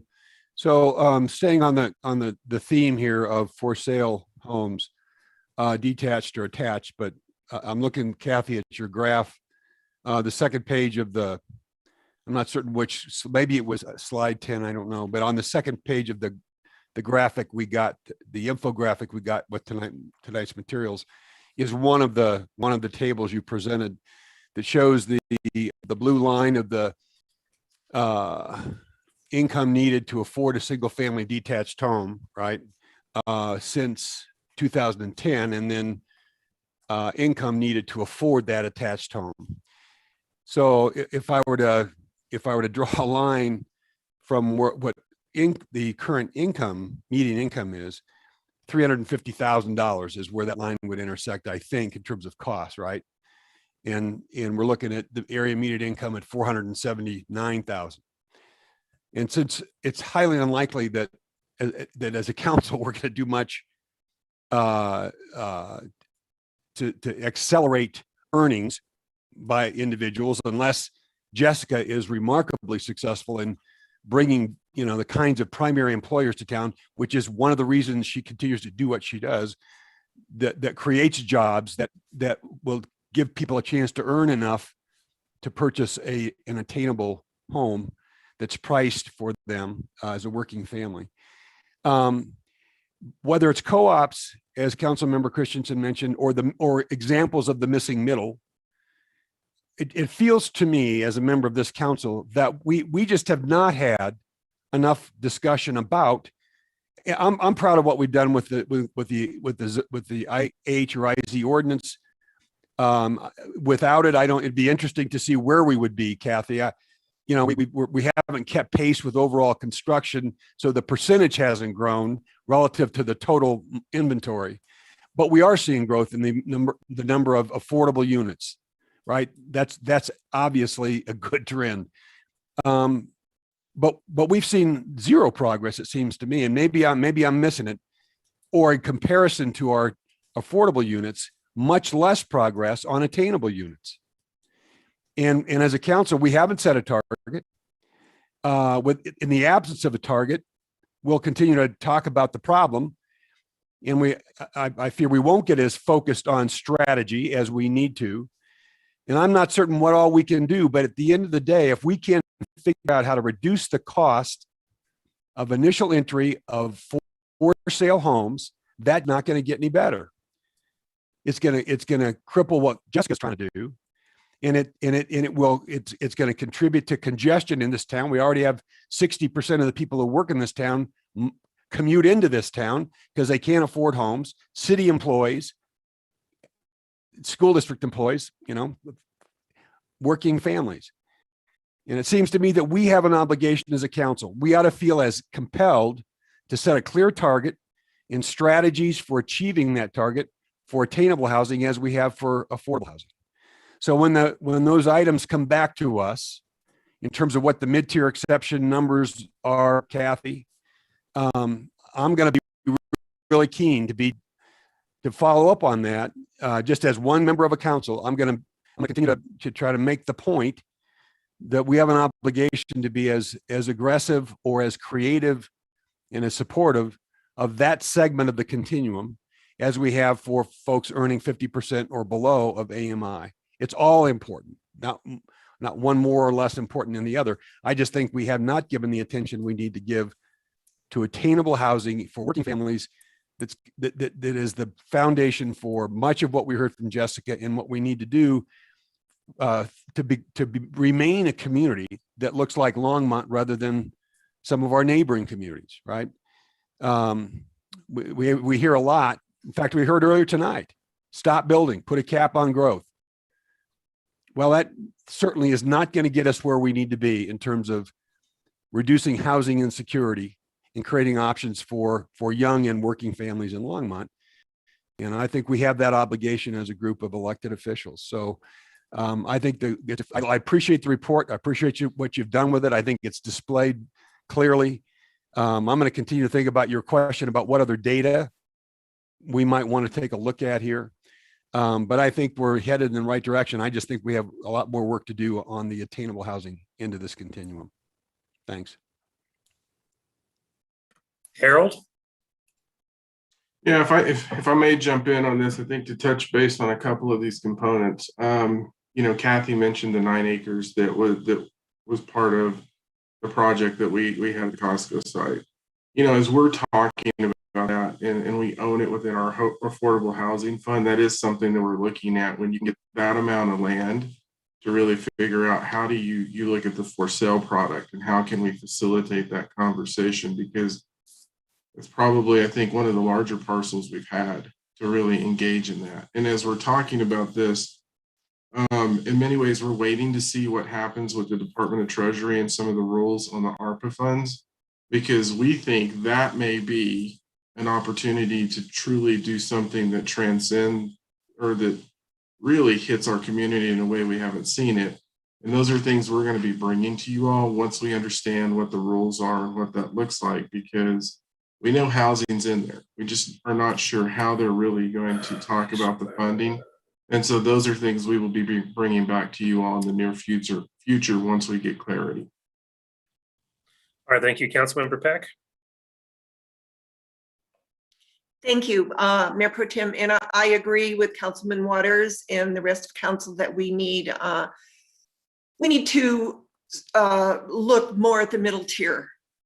However, I think that now that this council is LHA board, we can probably build some middle tier housing through LHA. They have been specifically targeting older members of our city for that housing. And I understand that we need a housing for older people like myself, but we need to be a little more diversified in LHA and be able to build some mid-tier housing there as well.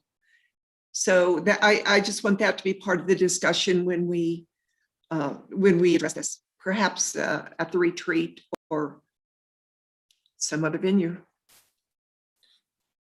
All right, thank you. I guess I'll just chime in real quickly here and say that one important piece that I noticed in the presentation was that Kathy said that, at least according to the numbers, we're not going to build ourselves out of this issue.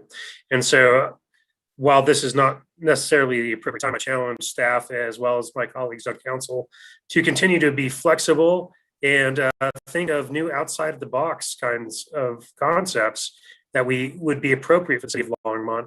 Because if we can't build ourselves out of this problem, we're going to have to look at some other ways, definitely, to do this. And so I think that's important for us all to remember.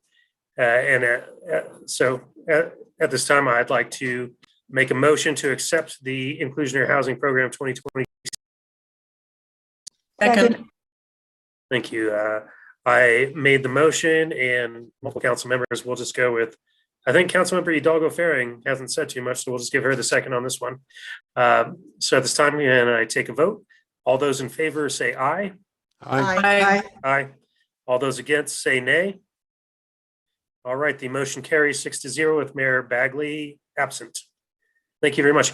At this time, we've been going for a while because we've been going with executive session as well. Let's take a quick 3 to 5 minute break just for, personal break time. Thank you.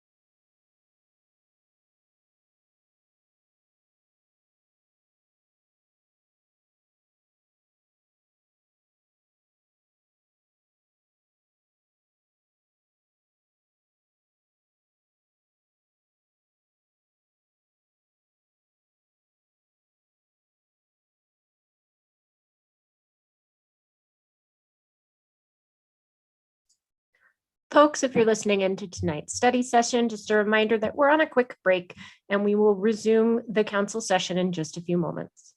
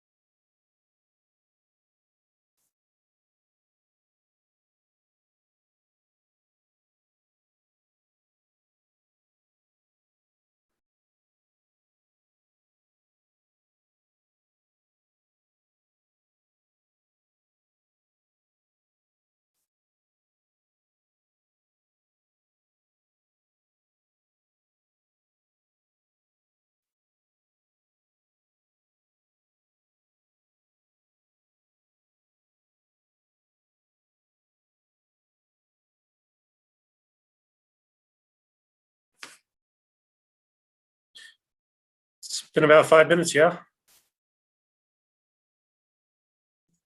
Good, Indeed, Mayor Pro Tem. all right. Let's get everybody back on camera and we'll resume.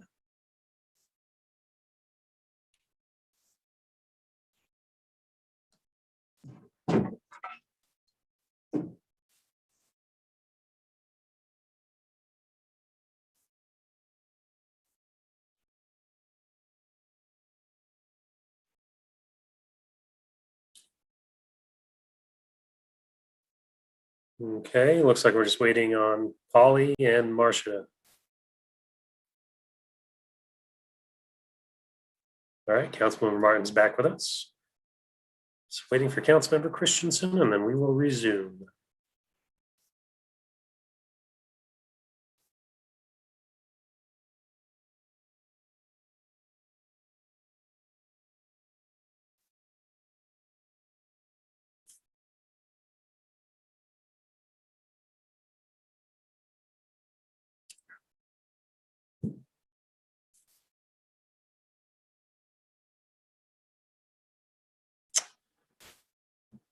Well, I'm sure Councilmember Christensen will be with us momentarily. I saw her briefly.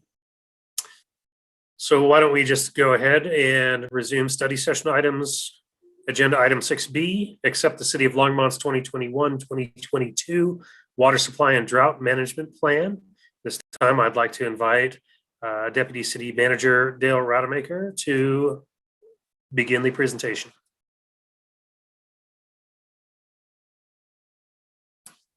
Council and Mayor Pro Tem. Tonight, Ken Houston, our Water Resource Manager, is going to present to you the city's 2021 drought management plan. Without stealing all of Ken's thunder, we all know that we've received some pretty significant moisture, really starting in March, in particular on the South Platte River Basin. And so although the situation is still tenuous, as the caller mentioned, on the Colorado River, certainly not as good as we are doing here on the South Platte. I think, Ken's going to talk to us about both of those and really how it ties to the city's water supply, not just this year, but also looking 2 to 3 years into the future. So Ken, I'll turn it over to you. Okay. Thank you, Dale, very much. If we can go ahead and load up the PowerPoint. So today I'd like to present to you the city's 2021-2022 Water Supply and Drought Management Plan. The city brings this to council and water board every year in the spring, once we have a better picture of our water supply, both to inform council and the public, but also as preparatory to any water conservation efforts that we need to do. So next slide will give you a summary of some of the information of where we currently are with our water supply. The great news is tonight is that right now we're at 147% supply level, supply to demand, which is a robust water supply for us. That's the good news. The snowpack, the stream flow, and water storage, all three major things we look at are near average in the St. Vrain Basin, just slightly below, except for the snowpack, which is slightly above, but all are doing quite well right now. And as Dale indicated, that's really a result of some really decent moisture that we received in early March and then late April. So that really did help us out. So our projections for our total water supply in 2022 and 2023 are near average and above our trigger points for increased drought action. That is one of the key points in our water supply planning is we look not only at the current year water supply, but we also project out 2 years into the future, because what we do this year, of course, impacts what water we'll have in future years. So the next slide gives us a summary of the planning purposes. And really our purpose is to guide staff, water board and council, evaluating and responding to drought impacts and inform the public of the city's water supply. During this process, the drought response levels are determined by evaluating the supply versus the demand. And we'll get to that a little bit later on, actual numbers. And finally, the drought response level is then determined by City Council through adoption of this water supply and drought management plan. The next slide gives you a good indication, a good description of what we really consider a drought. A drought is really any time we have below average stream flow that due to its severity stresses the ability of the city's water supply to meet demands. Typically, you think of a drought as an extended dry period, but many things can actually impact our water supply, and all of those types of things are looked at. Essentially, in the water supply plan, the drought supply plan we have before you tonight, we have 4 levels of drought response. And the city is really always in what we consider a sustainable conservation level. That actually is a level that we worked with, our water board helped us work out a number of years ago, and it's really trying to always keep water conservation at our forefront. So that's anytime we have greater than 135% of supply to demand ratio. Then it ratchets down from there. Level 1 is 120 to 135%. Level 2 is 105 to 120. And then level 3 is critical impact, which is less than 105. So we're getting really close to what we need for our water supply. So the next slide gets you where we are with our current level.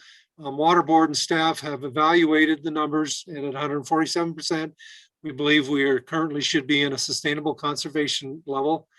At that level, we will continue to implement public information efforts on water conservation. We always try to look at a 10% reduction in city water use. We're always trying to look, especially at our city water use. That's where we have the greatest control over. Try to keep that.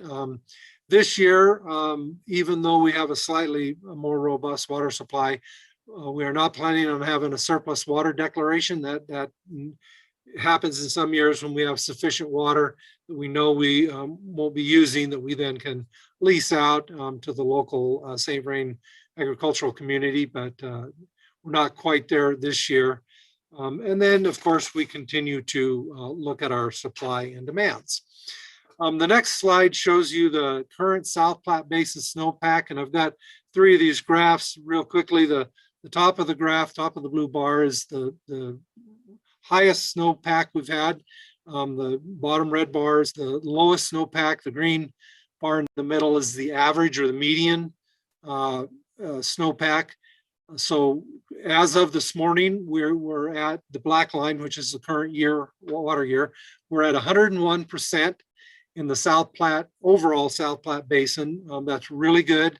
You can see in March and April, those 2 jumps that we had because of the moisture. But you can also see early in the year, from November 1st all the way until we got well into March, we were well below the average, even in the South Platte. So the drought had continued well into the new year, but luckily we got some good moisture lately.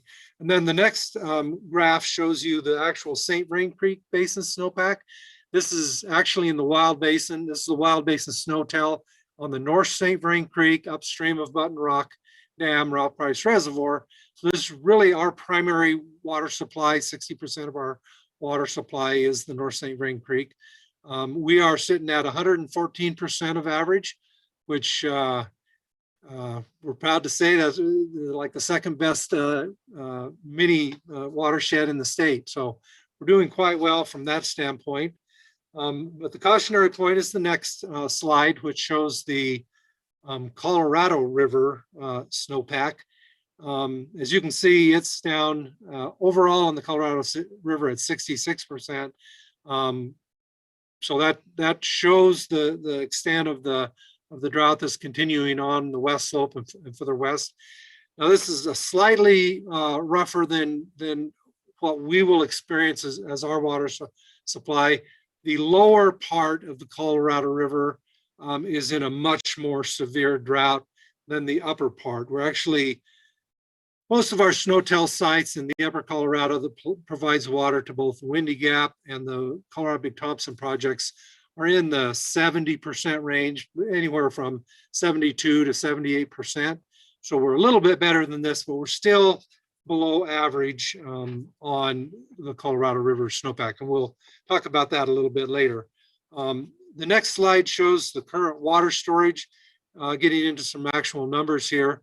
On the St. Vrain Creek, there's 59,000 acre feet of major storage. Of course, not all of that's Longmont's, but 39,000 of the 59,000 acre feet are currently full, or 67% of capacity. The last 5-year average is about 77%, so we're slightly below on storage. That really is reflecting a little more storage that was taken out of water that was taken out of storage last summer during the drought, as well as the earlier part of the year.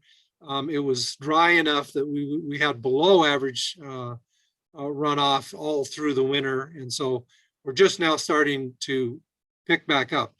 The good part is this more recent moisture has kicked our river, and we're actually, the St. Vrain Creek is higher than average, running higher than average right now. Button Rock's doing real well, and it looks like we'll rapidly catch up and exceed the average in the St. Vrain Creek.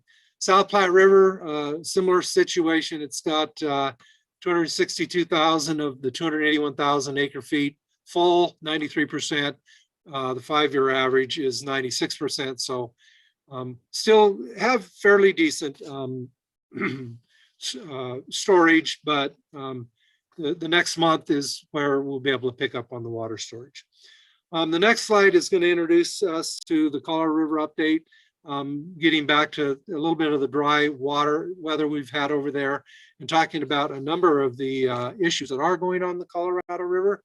The next slide highlights probably four of the bigger issues on the Colorado River.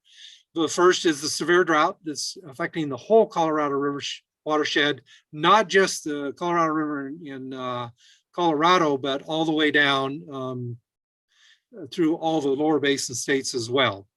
In fact, it gets worse as you go west. The second big issue is storage in Lake Powell and Lake Mead. Lake Powell's currently at 35% capacity, and Lake Mead is at 38% capacity. So that's very low, especially for this time of year, although this is the low point of the year for both of those reservoirs. They will gain additional water during the spring runoff, but that's an issue. The third issue I wanted to talk to a little bit about was the United States Bureau of Reclamation shortage declaration on the Colorado River. You've probably heard a little bit about that in the news recently. Wanted to talk a little bit about that and how that would impact us. And then finally talk a little bit about the wildfire impacts in the Colorado River. So the next slide, it kind of highlights the first issue we talked about. That's the drought. You can see this is the drought in the entire United States. You can really see the exceptionally dry conditions and drought conditions in the southwestern United States. It really kind of dividing line there on the Continental Divide, where while we are in drought on the east side, it's not as severe as the west side. But the next slide will show you a close-up of Colorado. Again, the exceptional drought that's continuing on the lower Colorado, not quite as bad in Grand County and Jackson County, up towards the Continental Divide. One thing I would like to point out is if you look at the map, there's a little anomaly right there, starts at Longmont, goes up to Fort Collins, and heads west towards the Continental Divide. That area actually is considered to be out of a drought. We all know the recent rains and snow has helped. So this is the last map that came out late last week. Actually, the next one that comes out late this week, early next week, will probably have that even slightly larger area. But well, it's good to have an excellent water supply. It's also good to be the lucky people that are right in the middle of that area that has the least of the impact.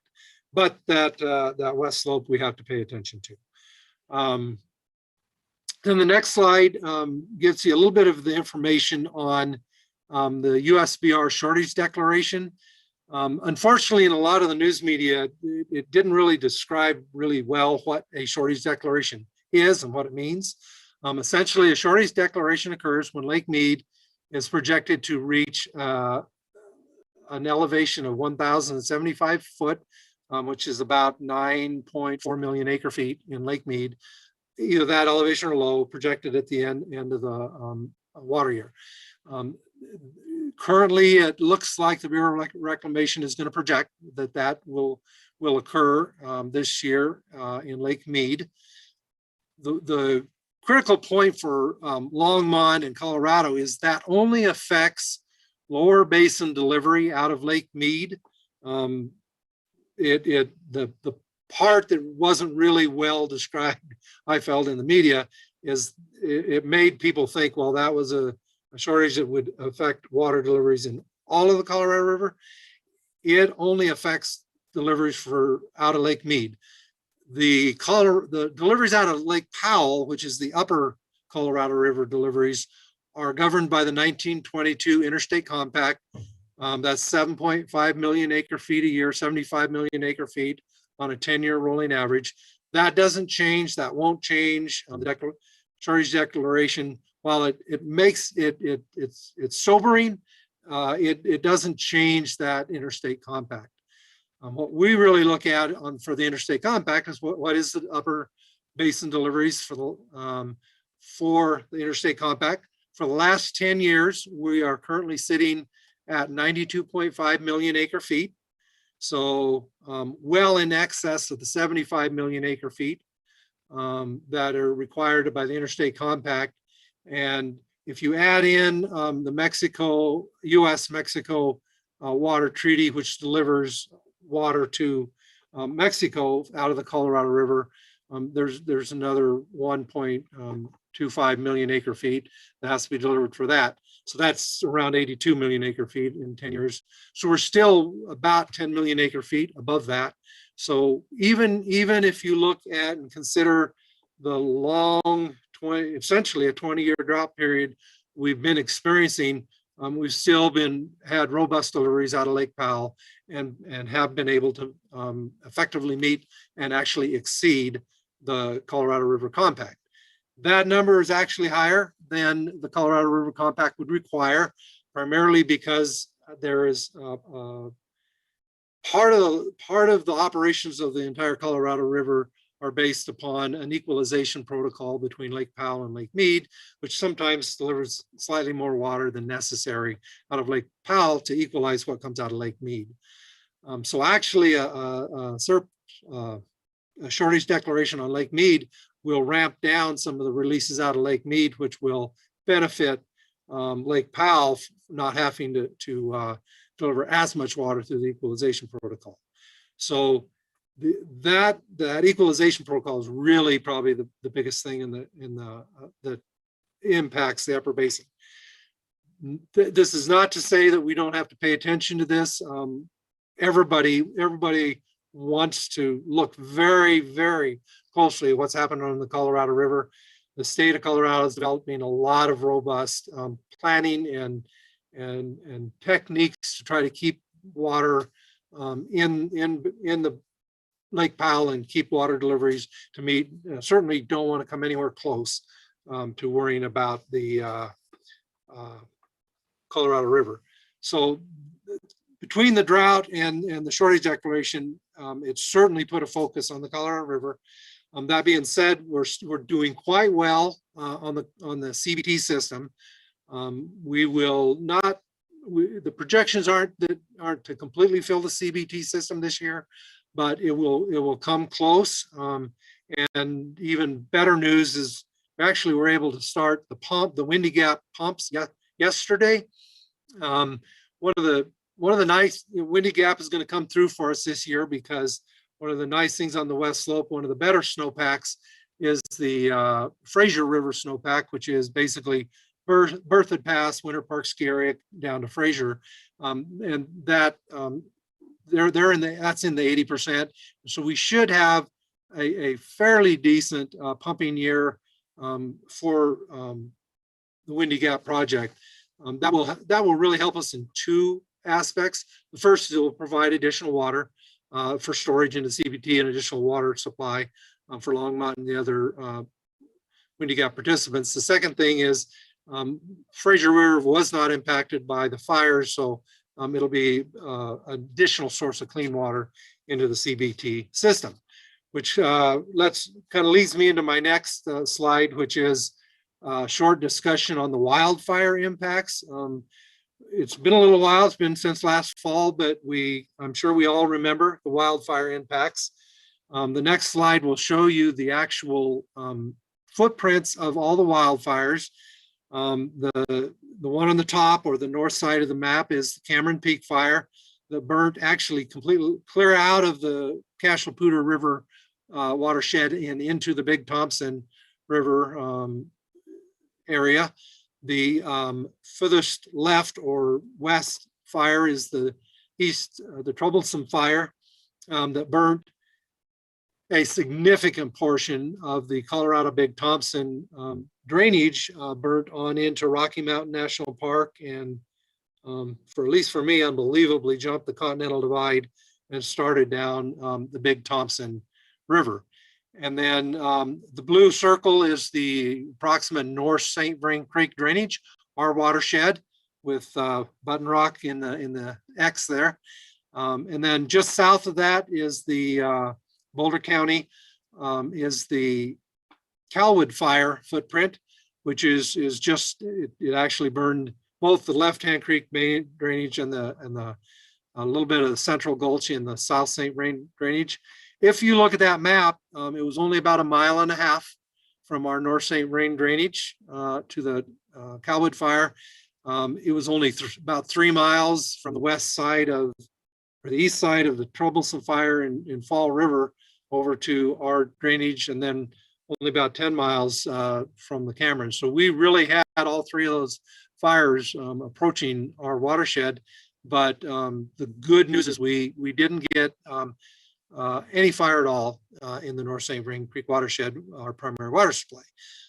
There will be some impacts to both the left-hand creek and the South St. Vrain Creek, which flows into the St. Vrain Creek, but our water coming out from the North St. Vrain Creek will be above the Calwood fire impacts.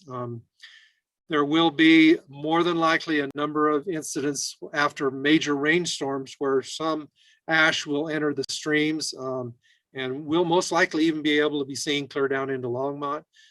But in terms of our treated water supply, we're good there and very happy. Probably the most problematic of the fires is the East Troublesome fire on the west slope, because that burnt a large portion of the CBT system. This year it won't impact us. Northern Water was able to bring over and essentially fill both Horsetooth and Carter Lake with good, clean, fresh water. So our water supply this year from the CBT will be completely unaffected. However, this summer there will be some runoff impacts into both Grand Lake, which will come from the North Inlet and the Rocky Mountain National Park part of the fire, and then as well as the main part of the fire goes into Lake Granby, as well as almost the entire Willow Creek Basin burnt, and the Willow Creek also goes into Lake Granby. So there will be some future impacts. We're certainly hopeful that there's enough water to dilute a lot of that. But on top of that, the Northern Water District is doing an incredible effort on the west slope, working with the U.S. Forest Service, Grand County, and other water users over there to do fire response there. So a lot of fire response going on in all three of those fires. And while the interesting thing about fires is if they don't impact you right away, for water supply, they do tend to impact you for 3 to 5 years and even longer after that. So it does, increase nutrients. So we'll certainly be following very closely what happens with the CBT. It won't impact us in quantity, but slight decrease in quality of water from that source, which we may have to supplement with a little bit more North St. Vrain. But we believe that right now we're sitting fairly good, and certainly working closely with Northern Water on our CBT supplies. So the next slide will introduce the final last thing I wanted to talk a little bit. I'm sure you heard in the news about the St. Vrain Creek fuel spill happened west of Lyons. Again, for Longmont, that spill was located in Apple Valley, the west side of Apple Valley, which is downstream of Longmont Reservoir, where we divert our water. So it did not impact our water supply. There are a few times in summer where we take water out of the Highland ditch through a pump right at our treatment plant, which would be downstream of that site, but that is not expected to have any impacts this summer. And we're most likely might not even pull any water out of there this summer, because we'll be watching closely the impacts of both the fuel spill and the Calwood fire. we're gonna be watching that really closely, but we have sufficient supplies both from our CBT and our North St. Vrain and Button Rock Longmont Reservoir. But we'll be able to have good treated water supply. So the next slide just kind of shows you that actual truck that spilled. Interesting enough, it actually didn't, the wreck wasn't into the creek, it was on the other side of the road, but the tanker split and drained some fuel into the creek. It went down the borrow ditch that you're looking at there, and then into a culvert, and some of the fuel did make it into the creek. Luckily, both the Colorado Department of Transportation, the State Highway Patrol's hazmat teams responded quickly and set up foam cover, set up booms in the river. In fact, the next slide will show you the boom that they set up in the St. Vrain Creek just downstream, North St. Vrain Creek just downstream, and we're able to contain some of the fuel. And then the next slide gives you just a few of the spill details. There's about 1,200 gallons spilled, not known exactly for sure, but somewhere between 500 to 1,000 gallons made it through the borrow ditch into the creek. The EPA did take over the site and responded, and they are very good on hazardous waste spill control. And so they were in the creek right away taking samples. Within 2 days after the accident, we did get confirmation that there were no residual fuel in the water. Originally, there was some concern that some had worked its way into the water column, but it pretty much had flushed through. So there is, they're not detecting any in the fuel. There is some, as you can imagine, on the creek, on some of the rocks on the creek banks, and they may actually end up having to clean some of those. But as far as any residual fuel in the water, they are not detecting any. And there were no impacts to Longmont's drinking water supply, and we don't anticipate any. And even the EPA has said that basically the incident is over. You will probably have read about some residual fuel that they're having a little bit difficult time picking up. What happened is some of that fuel soaked into the ground on the borrow ditch side, the other borrow ditch, the non-stream side, and actually some of it worked its way underneath the asphalt of the road. So they would literally have to tear up the road to remove that. So they're probably not going to remove that. They'll monitor and make sure it doesn't move. But in terms of the water supply, we believe that incident is over, and our water supply was always fully safe. So next slide will get us kind of back to our 2021-22 water supply and drought management plan. I did want to cover a lot of those other issues because they do impact us, but looking at all of those things, our next slide will actually show you table A, which is in your packet, that is our projected water supply. And just real briefly, if you look at the first of the three green lines marked 2021, that's our projected raw water availability for all of 2021, 147% this year, 139% next year, and 135% the following year. So that shows that we do have an adequate water supply for the next 3 years. We're able to project out those second 2 years based upon water that is currently in storage with Longmont.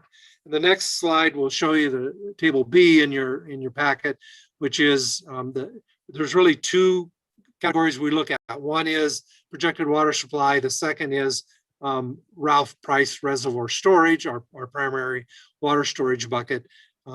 If it, in the first year of a drought, if it's greater than 90%, we on July 15th, we consider ourselves as sustainable. And then you can see down below other triggers for the other response levels. We actually project to be 100%. In fact, right now we're about 95%. We actually got a little bit of additional water in there just recently. We probably will have Ralph Price Reservoir filled even before the end of this month. The runoff is, the moisture has really helped with the runoff, and we're just within a about 25 or 50 CFS on the creek of meeting all the deliver all the calls downstream of Button Rock. At that point, the remainder will stay in Button Rock. And so we're pretty confident we will fill Button Rock. So next slide will just kind of give you a bird's eye view of the Wild Basin area. North St. Vrain, the left side, the larger snow cap peak there is Copeland.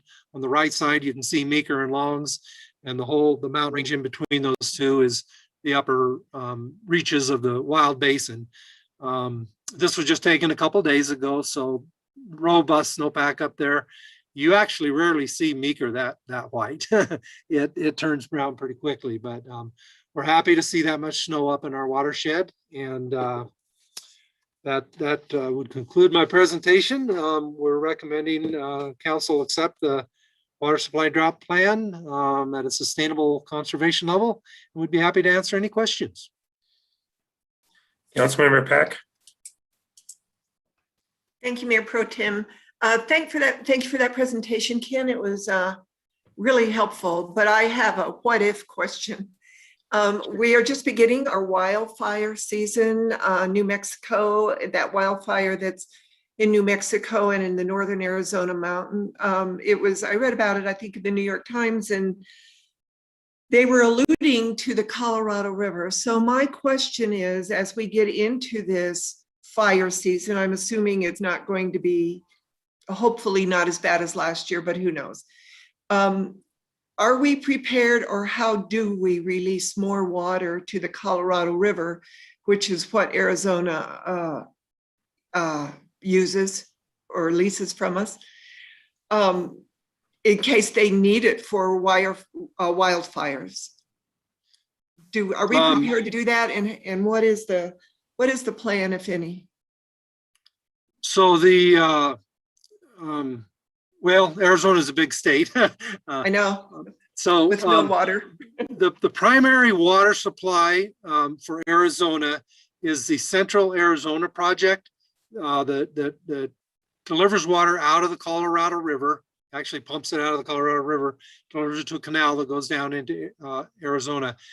That the Arizona has an allotment of the lower basin allotment of theoretically 7.5 million acre feet. Their allotment, while it will be slightly reduced, and I apologize, I don't remember the numbers for the lower river, but it only reduces about, even if there's a shortage declaration. So if there's not a shortage declaration, which there probably will be, they'll have a full delivery for this year. If there is a shortage declaration, at this first shortage level, it only reduces their deliveries about 10%. While that is, if you're in Arizona, you don't like that. Exactly. That's still hundreds of thousands of acre feet will be delivered. I believe it's around 250,000 acre feet, something like that, will be delivered to Arizona through that. I think Dale had a little more input. Just to help with that that question, Councilmember Peck, wildfires, while they're hugely devastating, right, on the landscape, the amount of water that's actually used to try to fight a wildfire is actually quite small. And if we think it through, it's the amount of water that they can put into a tanker plane or a helicopter. It's a very small percentage of the total supply. And I would suspect that the state of Arizona would prioritize that above things like lawn irrigations and different things in the Phoenix area, that they would step up as a state, which is what Colorado would do to prioritize their water uses. And I think, as Ken said, if there is any shortage into Arizona, it's at a manageable level. When I toured the lower Colorado, I can share with you at some point what I saw. I was quite disappointed in how the water is used in the lower Colorado. I was actually shocked at how frugal we are in the state of Colorado and with our water use. I did not see that in the state of California, and I did not see that in Arizona. And got a lot of friends in both of those states, so I don't want them to take it wrong. But it was phenomenal, and I was shocked.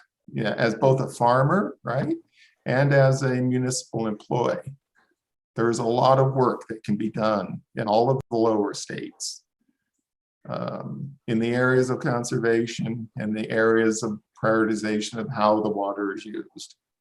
And I would encourage that, that Colorado, we set that example of, not that we're perfect, right? But we are very frugal compared to some of the uses that I witnessed. Okay, thank you for that. I just wanted to know, and you answered it, how would that affect us in water shortage in other states that take from the Colorado River? So thank you for that answer. Councilmember Christensen. Yeah, thank you both, Ken and Dale, for your comments and for this report. I guess I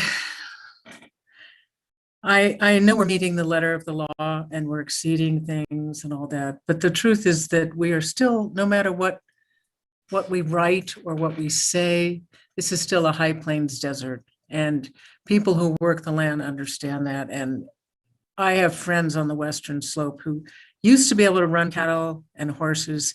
They can't anymore because there is no water. And according to what I've read, 80% of the water falls on the western slope, but 80% of people live on the eastern slope. So this is not a exactly natural drought. We're doing okay on the eastern slope, but it's at the expense of sucking water out of the Colorado River and the watersheds that go in to the Colorado River on the western slope.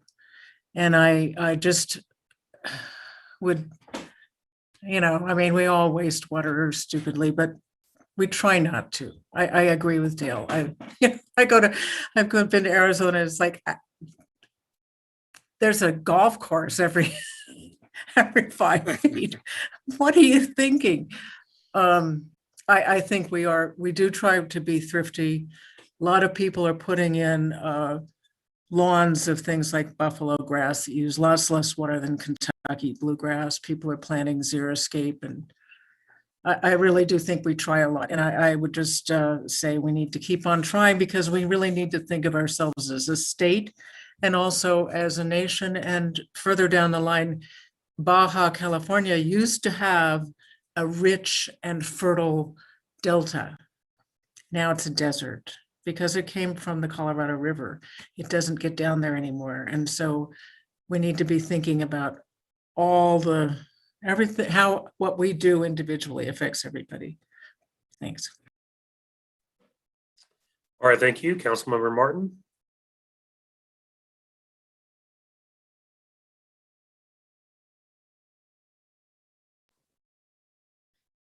Thank you, Mayor Pro Tem. This question is probably for Ken. What percentage of Longmont's water comes from west slope to east slope diversions? So I know we have Windy Gap. We have some Colorado Big Thompson rights. What else? And how much are those? How can you quantify those diversions? Because to hear other people asking questions, I'm getting this impression that, well, we should save water and put it back into Colorado, and that's not even where it came from a lot of the time. So yes, Mayor Pro Tem, Councilman Martin, thank you. That's a great question. We actually, and I'm going to answer it in two phases. The first is our actual water use over the last 10 years or so has been approximately 50-50, about half of our water is West Slope water, about half of it is native basin. We actually have a guiding water principle that as we develop our water supply, our goal is to, at kind of build out of the city, to be 1/3 West Slope water and 2/3 native basin water. And so if you look at our water portfolio, when we're completely built out, about 2/3 of our supply will be St. Vrain Creek basin water. Which is, it falls on the eastern slope. Correct, yes. Yeah. And if there are restrictions on the western slope because of extended drought, what would be kind of the worst case scenario in terms of curtailment of the diversions of water that comes to Longmont? Would they be cut completely off? Would they be cut 80%? What would a compact call do to us? Yeah, that's a huge question. And we would require quite a bit of crystal balling. But in essence, it would of course, it really, the reason I hesitate a little bit, it really depends on how the state would administer the compact call. They're actually looking at that question right now. In my mind, the first answer always is, we'll curtail water based upon prior appropriation doctrine, which is the guiding water law in Colorado. In that case, all the senior water, all the junior water rights would be called out first. There's a lot of water rights that are junior, even to the Windy Gap. The Windy Gap's not real senior, but Windy Gap would be impacted first, and then the Colorado Big Thompson. It's highly unlikely the Colorado Big Thompson is going to be impacted very much because it's very, very senior on the west slope. You wouldn't be considered senior here on the east slope, but the 1930s is fairly senior on the west slope. So it would be pretty hard to get very far into that. Couldn't give you a number, but it would be some, but not hugely significant. Absent some type of more broad equalization where, you know, every water right on the west slope would be impacted. The state of Colorado is looking very hard at different techniques they can use to prevent that. One is better water conservation on the west slope. There are some ditches over there that have as low as 10% efficiency. Our ditches here are 60, 70%. There are cities over there that still don't have full metering even of water users. So a lot of water conservation will go on. Also, there's some potential to put water in storage in Lake Powell, kind of as a bank account where you actually pay people, and that in my most likely scenario where you could pay people not to use water. That water would be put in Lake Powell as a savings account and would be used in the event there ever is a Colorado River compact.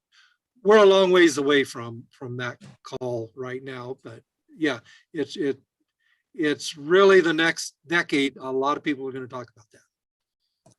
Thank you. Thank you, Councilmember Waters. Thank you, Mayor Pro Tem. So from a macro question to a micro question, in the materials, you list a number on page 7 on Roman numeral 3, you start to detail some of the management practices, right, as suggest for the city and for residents. And I did get an email or a text from a constituent today who pays close attention to what we do in our materials. And the question to me was, how often should we expect to see the city watering between 10 in the morning and 6 in the evening, since our recommendation to the residents are that we do not water during that period of time. And this resident was observing the fact that she observes the city watering during that period of time. What would you like me to feed back to that constituent? I'll try that one, Mayor Pro Tem and Councilmember Waters. Having responsibility over the parks system, which includes irrigation of not only the parks, but obviously the greenways and the right-of-ways. We have been investing pretty heavily in technology that allows us to hold off the watering in that window from 10 a.m. to 6 p.m. This time of year, though, there are also testing systems as they're trying to bring them online. And so residents very well may see systems running as we're trying to activate the irrigation systems during the workday, right? When our staff is there. So the other thing I would say is we're not perfect. I would invite all residents to be our eyes and ears and help us. Sometimes systems fail. Sometimes heads on sprinkler systems fail, and we end up watering the street and not the park. And so we have a very diligent staff, but we have a very extensive park system as well to keep up. And the other thing I would add to that is, and council, you know, we have been investing heavily in the infrastructure of the parks, in particular those irrigation systems. Unfortunately, they got themselves into a bit of disrepair, and frankly, we need to continue focusing on investing in those sprinkler systems and the controllers. But I can guarantee our staff is keenly aware of it, and frankly, we're calling each other on it. So we welcome those calls, and we will try to do the best we can. I think it's a perfect response that you'd like our residents to be your eyes and ears and feed that information back. And we will as well when we hear from constituents. So thanks for the response. Councilmember Hidalgo Faring. So, I have a follow-up question for Dale. So what would be the best method for residents if they are reporting something? Should they go to the website, contact us directly? What would be the most efficient way for members of the community to report such issues? Everybody has different ways that they communicate these days. Mm-hmm. Some folks like to go to the website and send it in that way, and that's perfectly fine. All of that information ultimately gets funneled into our call centers. I would say the quickest way is use your cell phone, use your landline, whatever. Call into the city's call centers. We have systems that get that information into the call center, and they will initiate a work order request out quickly. So, phone calls are what people are best at doing, especially with the age of everybody walking around with the phone in there. And you know what? They can also send in a picture. A picture is always worth 1,000 words as well. But they're also, of course, welcome to call their council members. I wouldn't necessarily encourage that. I know you guys get a lot of calls, and we are set up. That's why you have a staff to do that. So I would encourage it. Phone calls is the best way. Okay, and then I saw something on the news. I think it was yesterday, day before. Must have been yesterday. Today's only Tuesday. So about, and I don't know if it was the state or maybe it was just Denver. I kind of caught the tail end of it about watering restrictions. Does that sound familiar? Can you add some detail to that, please? I can, and Ken probably has some additional detail, but this time of year, every water provider looks at their supply and comes out with a message for their customers. We're trying to do that better on a regional basis, especially when it comes to the television stations and those kinds of things. And so I know Longmont is partnering with many cities in the metro area as well as Boulder County to have common messaging. That all being said, not all cities are the same, not all water systems are the same. Our neighbors to the north, namely Fort Collins, Loveland, and Greeley, are going to have some pretty strict watering restrictions. They are heavily impacted by the Cameron Peak fire. They are anticipating some real struggles going into the next several years. And so I expect that we will hear messaging from our neighbors to the north. And we always hear the messaging from the neighbors to the south, Aurora and some of the metro area. And again, that can confuse people, right?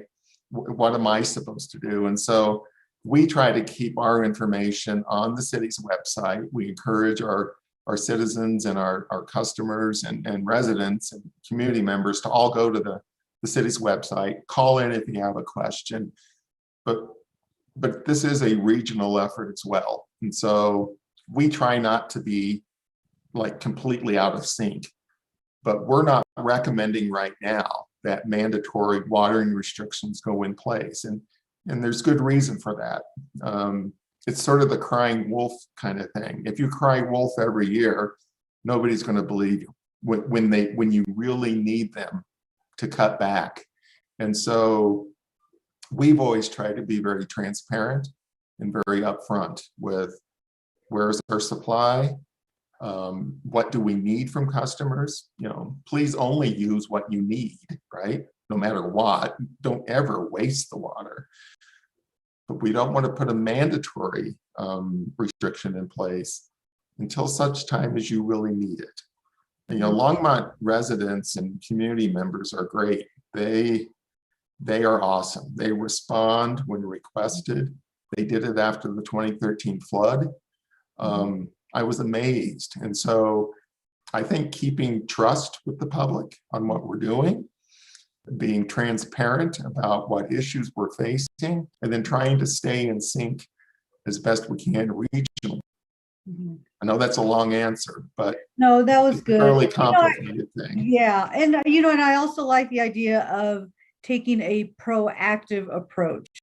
So really, looking at different, as Councilmember Christensen had mentioned earlier, low water plants, just kind of changing our own yard space, landscaping that would prevent us from having to use a lot of water. So, just kind of getting ahead of it before we have to react. And so, I do like that idea that the caller, Ruby Bowman had talked about a rebate program, or that's definitely something I'd like to explore a little more.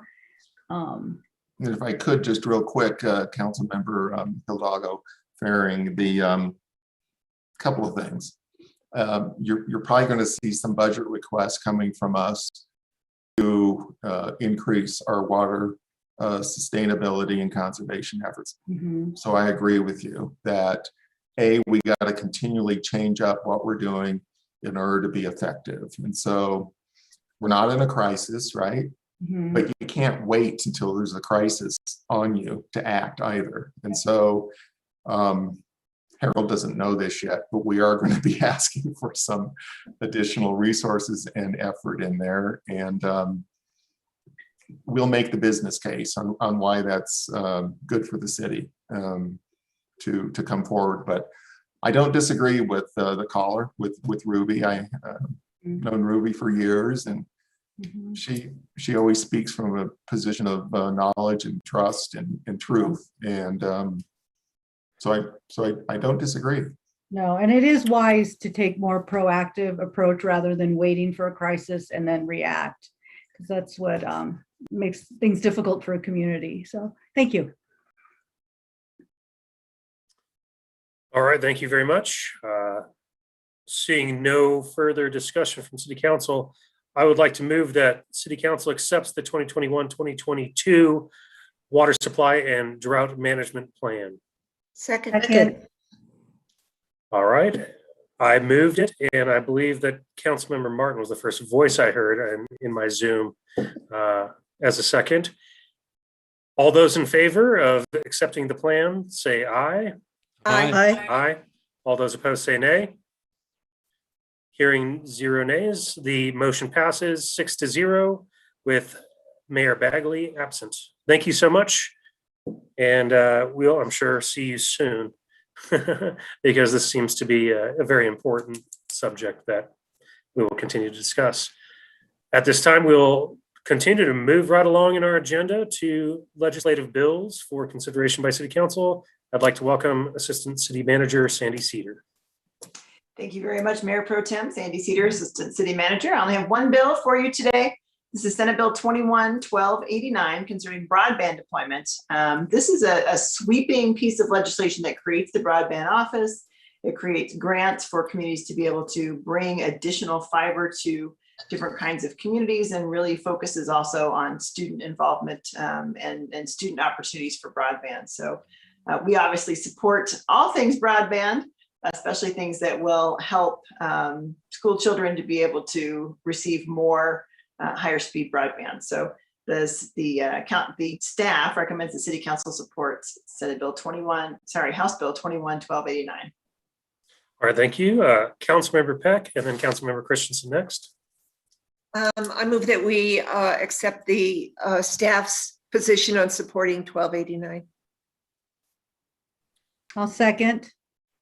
Thank you. We have a motion to accept staff recommendation by Councilmember Peck and a second by Councilmember Hidalgo Faring. Councilmember Christensen, you are up next in queue. So never mind. Okay. Nothing left to add. Any other questions or comments by council? All right. The motion on the table is to accept staff recommendation. All those in favor say aye. Aye. Aye. All those opposed say nay. Seeing and hearing no nays, the motion passes 6-0 with Mayor Brian Bagley absent. Thank you very much, Sam. Okay, so now we're getting to the end of our meeting here. We're moving on to item 7 in our agenda, which is mayor and council comments. I'd like to open that up for any council members. Okay, Councilmember Christensen. I just wanted to remind any members of the public that the city is going to be flushing the drains in the last few weeks, and they're going to continue for a while. And some people are particularly sensitive to that. You might want to think about what you want to do. Anyway, I'm just reminding people of that. Thank you. Councilmember Peck. I was just wondering, do we have a last public invited to be heard at the study session? No. Thank you for the reminder. All right, seeing no other hands in the air, I will just say quickly, please get your shot. Boulder County is doing a great job. The numbers are great in Boulder County versus a lot of other places in the country and in the state. And I understand people's hesitancy, but we have hundreds of millions of examples of the shot working. So just putting that out there versus maybe a few examples of some adverse reactions. But of course, talk to your physician, make the best choice for you, but please get the shot. Let's see here. City manager remarks. Harold, anything? Mayor, council, we are having some challenges getting the retreat scheduled, and I know Sandy sent an email out, and I'm going to ask her to resend that email to get it at the top of your email list, so we can try to pull that together. Council talked about being able to do it unmasked, and when we got into those dates, it's becoming pretty challenging, and so she will resend that email out to you one more time. So see if we can see if and when we can get everyone together. So if you'd please respond, we would appreciate it. And then we may be reaching out or discussing this at the next council meeting and city manager comments. Thank you. I just wanted to point out that I'm pretty sure I was the one that made that motion and it was more about being in person more so than being maskless. Correct. So I don't really mind if we're masked per se, but just putting that out there as a personal preference, but I know the email will go around. Right. All right, Eugene, anything? Mayor and council, we are expecting a new mask order to come out of Boulder County Public Health tomorrow. So that might help inform not only the retreat, but other operations for the city. Other than that, no other comments. All right, thank you. It does seem like there's just a few more comments from council, so I'll go with Councilmember Martin. I saw her hand up first, and then Councilmember Hidalgo-Ferrin. Yeah, I just wondered, the council member and the council and the staff leadership at this point are all vaccinated. Is that not true? I think so, but I'm not sure. So I think the answer is yes. I think part of it is literally now dates of when people are in town, when people aren't in town, and that's the challenge on getting everyone together. All right, thank you, Councilmember Hidalgo-Ferrin. So, so it sounds like it's less about the mask issue and more about just coordinating dates. Is that correct? Well, yeah, so we pushed to the mid-May and on because of the other issue. And then now from the mid-May on, it's hard to get folks. And it's almost looking like July 9th is probably the first day we're going to have to look at and getting everyone together. Yeah. But I wanted to No, let you all. Okay, I just didn't want this to be the reason why we can't meet. You know, I'm a teacher. I have my mask on all day long. It's doable. We will survive. So I'd really hate to not have that opportunity for us to meet in person because of. Yeah, that was my fault. I wanted to say that was kind of where we started the time. Okay. Now, once we started the time, it's hard to get folks together. Okay, so thank you for the clarification. Yeah. All right, thank you. With no further comments noticed at this time, I move adjournment. Second. Thank you. I've moved adjournment. Councilmember Peck has seconded the motion. All in favor, say aye. Aye. Aye. All opposed, say nay. All right, seeing nobody opposed, the motion carries 6-0 with Mayor Brian Bagley absent. Thank you so much, everybody. See you next week.